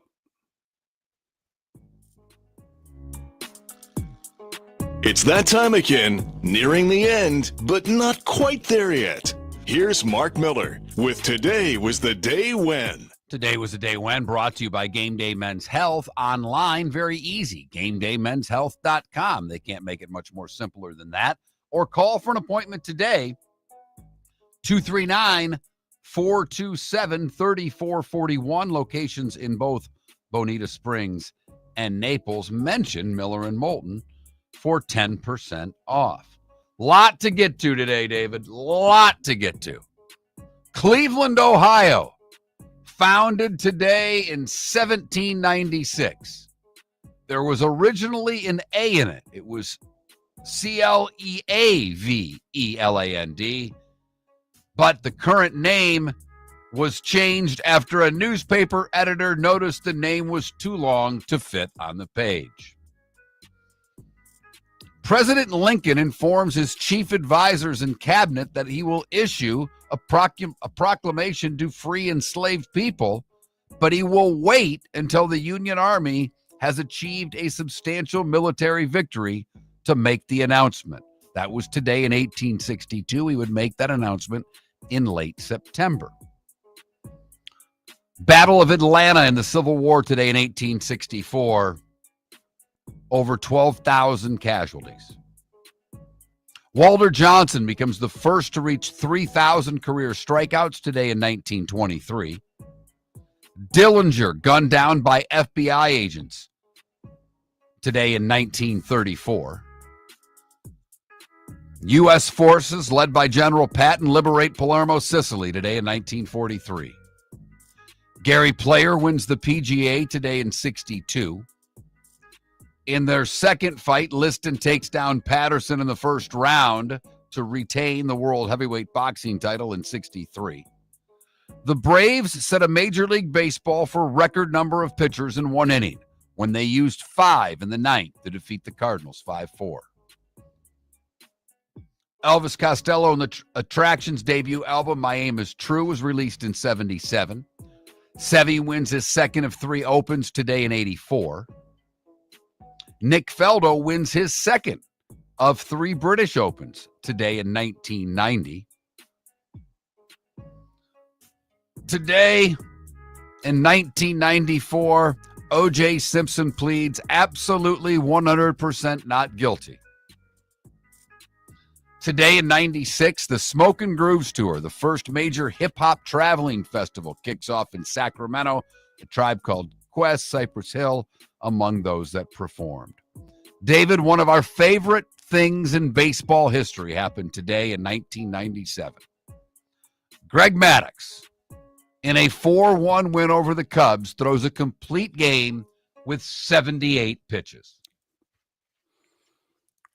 It's the greatest achievement of the 20th century. Duvall wins his only major at the British today in 01. Ernie Els wins his second today in 2012. Francisco Molinari wins today in 2018, the first Italian to win a major. Marvel's superhero film Avengers Endgame becomes the world's highest grossing film, earning $2.9 billion, overtaking Avatar today in 2019. And Eminem's The Death of Slim Shady, his 11th album to reach number one, knocks Tay-Tay's The Tortured Poets Department off number one on the charts after 12 weeks. Rose Kennedy, Bob Dole, and David, I can't even think of anything about Bob Dole other than the final scene in Birdcage. Bob Dole is gorgeous. Whenever I see his name, that's the only thing that pops in my head. Oscar de la Renta, Alex Trebek, Slick Watts, and Brian Howe would have all celebrated birthdays today. George Clinton, who David and I did see in Immokalee of all places. He's 83. Sparky Lyle is 81. Danny Glover, 79. Don Henley, 78. William Dafoe is 70. Dave Steve is 68. David Spade, 61. Wrestler Shawn Michaels is 60. Tim Brown, 59. Keyshawn is 53. Selena Gomez, 33. Ezekiel Elliott is 30. And for you, David, Prince George is 12 years old today. What did I miss? Well, there's a lot of people you just flew through there, which, stories with all of them. I do want to go back to Francesco Molinari winning the British today. When Tiger won the Masters in 2019, Molinari had the lead. Right? Molinari was one of the three guys who put the ball in the water on 12. And it's like Tiger looked around at everybody kind of like, you guys are idiots. What are you doing? Keep it dry. Make your three. Get out of here. And don't make the five. Right. What are you trying to do? And we really haven't heard outside of a Ryder Cup with him in Fleetwood. Okay. Molinari kind of went MIA on us there after putting the ball in the water on 12. So, and, he would have won back-to-back majors then. No, the PGA was still the last major. Sorry, he would have won 2 out of 3. But anyway, I always find Dave Steve, I won't spend too much time on this, but Johnny Vandermeer is the only pitcher in baseball history to throw back-to-back no-hitters. Dave Steve took back-to-back starts into the 9th with no-nos and ended up with 1-hitters. That's remarkable. It really is. And, being a Tigers fan at that time, he was our nemesis. Sure, Toronto, right? Many a Jack Morris, Dave Steve duel. Little Sunday 1:00 game right there. That's a Friday night or Sunday afternoon special right there. Morris and Steve. Got that right. Yep. Time to see life a little bit differently. Here's Mark Miller with the good, the bad, and the ugly. What you got, Mark? We go to Paris for the great. Unbelievable. A fire in a Paris apartment. 2 adults, 4 children trapped. And Faisal Sis was the rescuer. He's a 39-year-old who works as a receptionist at a secondary school. Stepped out onto the ledge from an adjacent apartment. Moving within an arm's length of the blazing apartment window, mom passed the baby in a diaper to him, then he handed a baby to a friend who was inside. It happened 5 more times as he moved people across the ledge before he then climbed to safety. A spectator recorded the whole thing and posted it online. His heroism has gone viral on French TV and social media. Unbelievable. For the bad, we come back home where a naked Fort Myers man was arrested after attempting to start a fire inside the bathroom of a San Carlos Park Planet Fitness. Deputies responded to Planet Fitness after reports of a 25-year-old running through the gym nude and crawling into the ceiling. He was asked to leave the gym at closing time when he began acting erratically. That means he geared down and started running around. Deputies found him inside one of the tanning beds where he was hiding. And finally, the ugly. We go to Bangor, Maine, where police took a man into custody after he refused to get off a homeowner's roof. And let's hand it to the Bangor Police and Fire Department, because they did a hell of a job here. 39-year-old Stephen Nason climbed onto the roof and refused to come down. Homeowners noticed something banging on the roof about 4 a.m. They checked it out and saw him on the home. They called police. Fire department responded, and they put a basket up near the roof to get the man down. He jumped from the roof into the basket, and the basket had an axe on it. So he took the axe and jumped back on the roof and started pounding holes in the people's roof. He said there were drugs in the chimney that he was trying to find.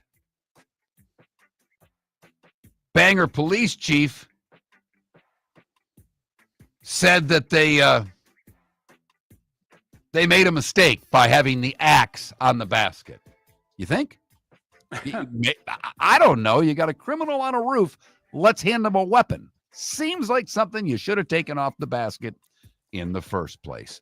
And that is the good, the bad, and the ugly on today, Tuesday, July the 22nd, here on Miller and Moulton. So the WNBA is back tonight, an ESPN doubleheader. 8 o'clock, Indiana and New York. No Caitlin Clark expected in this game, still with the groin injury. Remember, it hasn't even been a week. And at 10 o'clock, our buddy Carl Semesco, Atlanta in Vegas to face the Aces. He'll get to see his former player for Crystal Bell there. Kirsten Bell, sorry. Baseball, obviously, we got, same 15 series that we had yesterday. Everything is at night. Rays need to beat the White Sox. Yeah. I know Chicago's won 4 in a row here, but come on, man. You got to win this series. They've got to win. You're right. That's the point. They don't just have to win tonight. They have to win tomorrow. You can't lose this series. No, you can't. I mean, you're only 3 games above 500. You got to figure it's going to take 87, 88. That's 12 or 14 games above 500 to get that final playoff spot in the American League. So, you got to get going here with a little over 60 games left in the season. Marlins home for the Padres. You know what I do find interesting? Miami starts their games an hour earlier than Tampa Bay does in Tampa. Marlins games start 6:35, 6:40. Rays home games are starting at 7:35 this year. Okay, really quickly. Here's the thing. In Miami, wait for it, David. Here we go. You can play indoors. So therefore, starting in the middle of what's a thunderstorm is not a problem. The Rays, they play outdoors. No. And this just in, at 6:30 in the Tampa area, it's still kind of hot outside.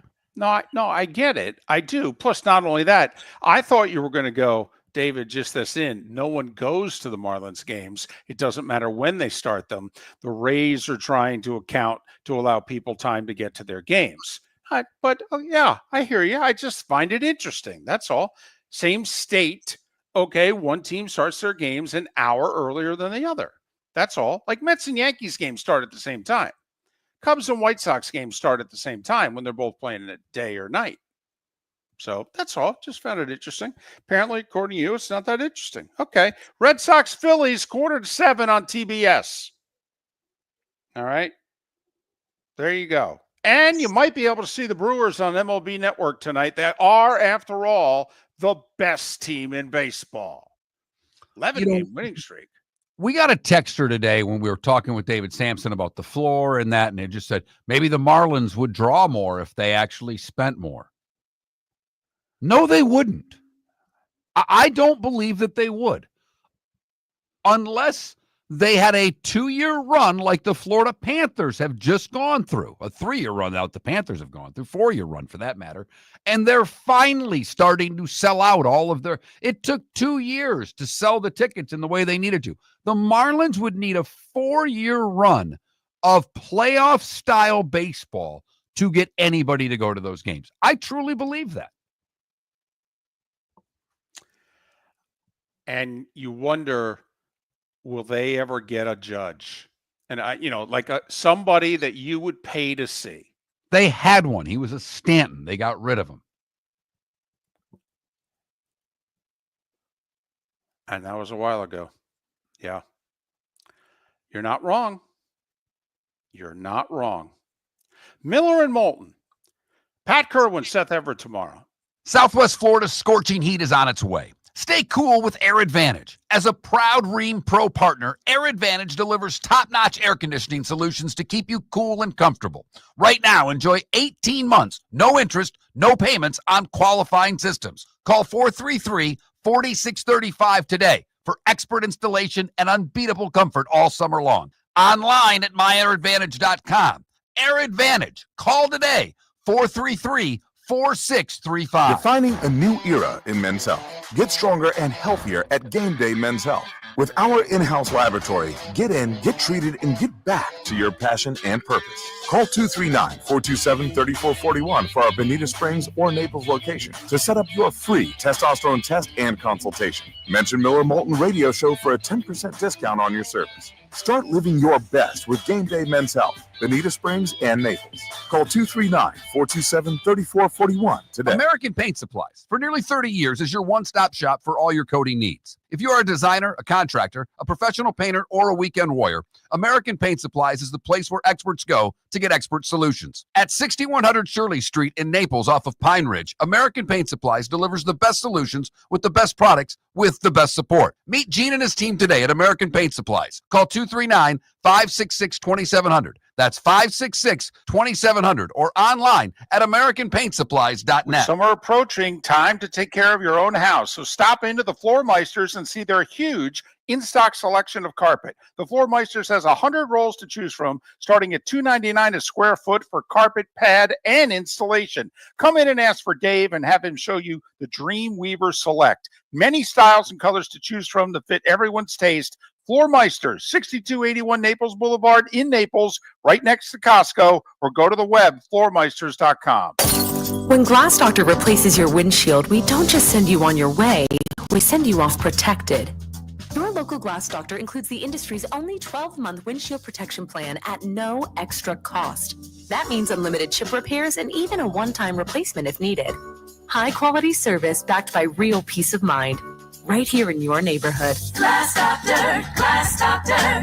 Call the Glass Doctor. We fix your pains. Oh, yeah. Exclusions apply. See your local Glass Doctor for details. Mark Miller for Sleep Treatment Direct. They are helping me with sleep apnea. And by helping me, I mean curing me. No more CPAP machine. No more snoring. No more tossing. No more waking up exhausted. Their expert team got me the right treatment, fast and hassle-free. If you want to feel energized and get rid of your snoring, call Sleep Treatment Direct today. 444-1741. That's 239-444-1741. Sleep Treatment Direct. Sleep safe. And this is Miller and Moulton.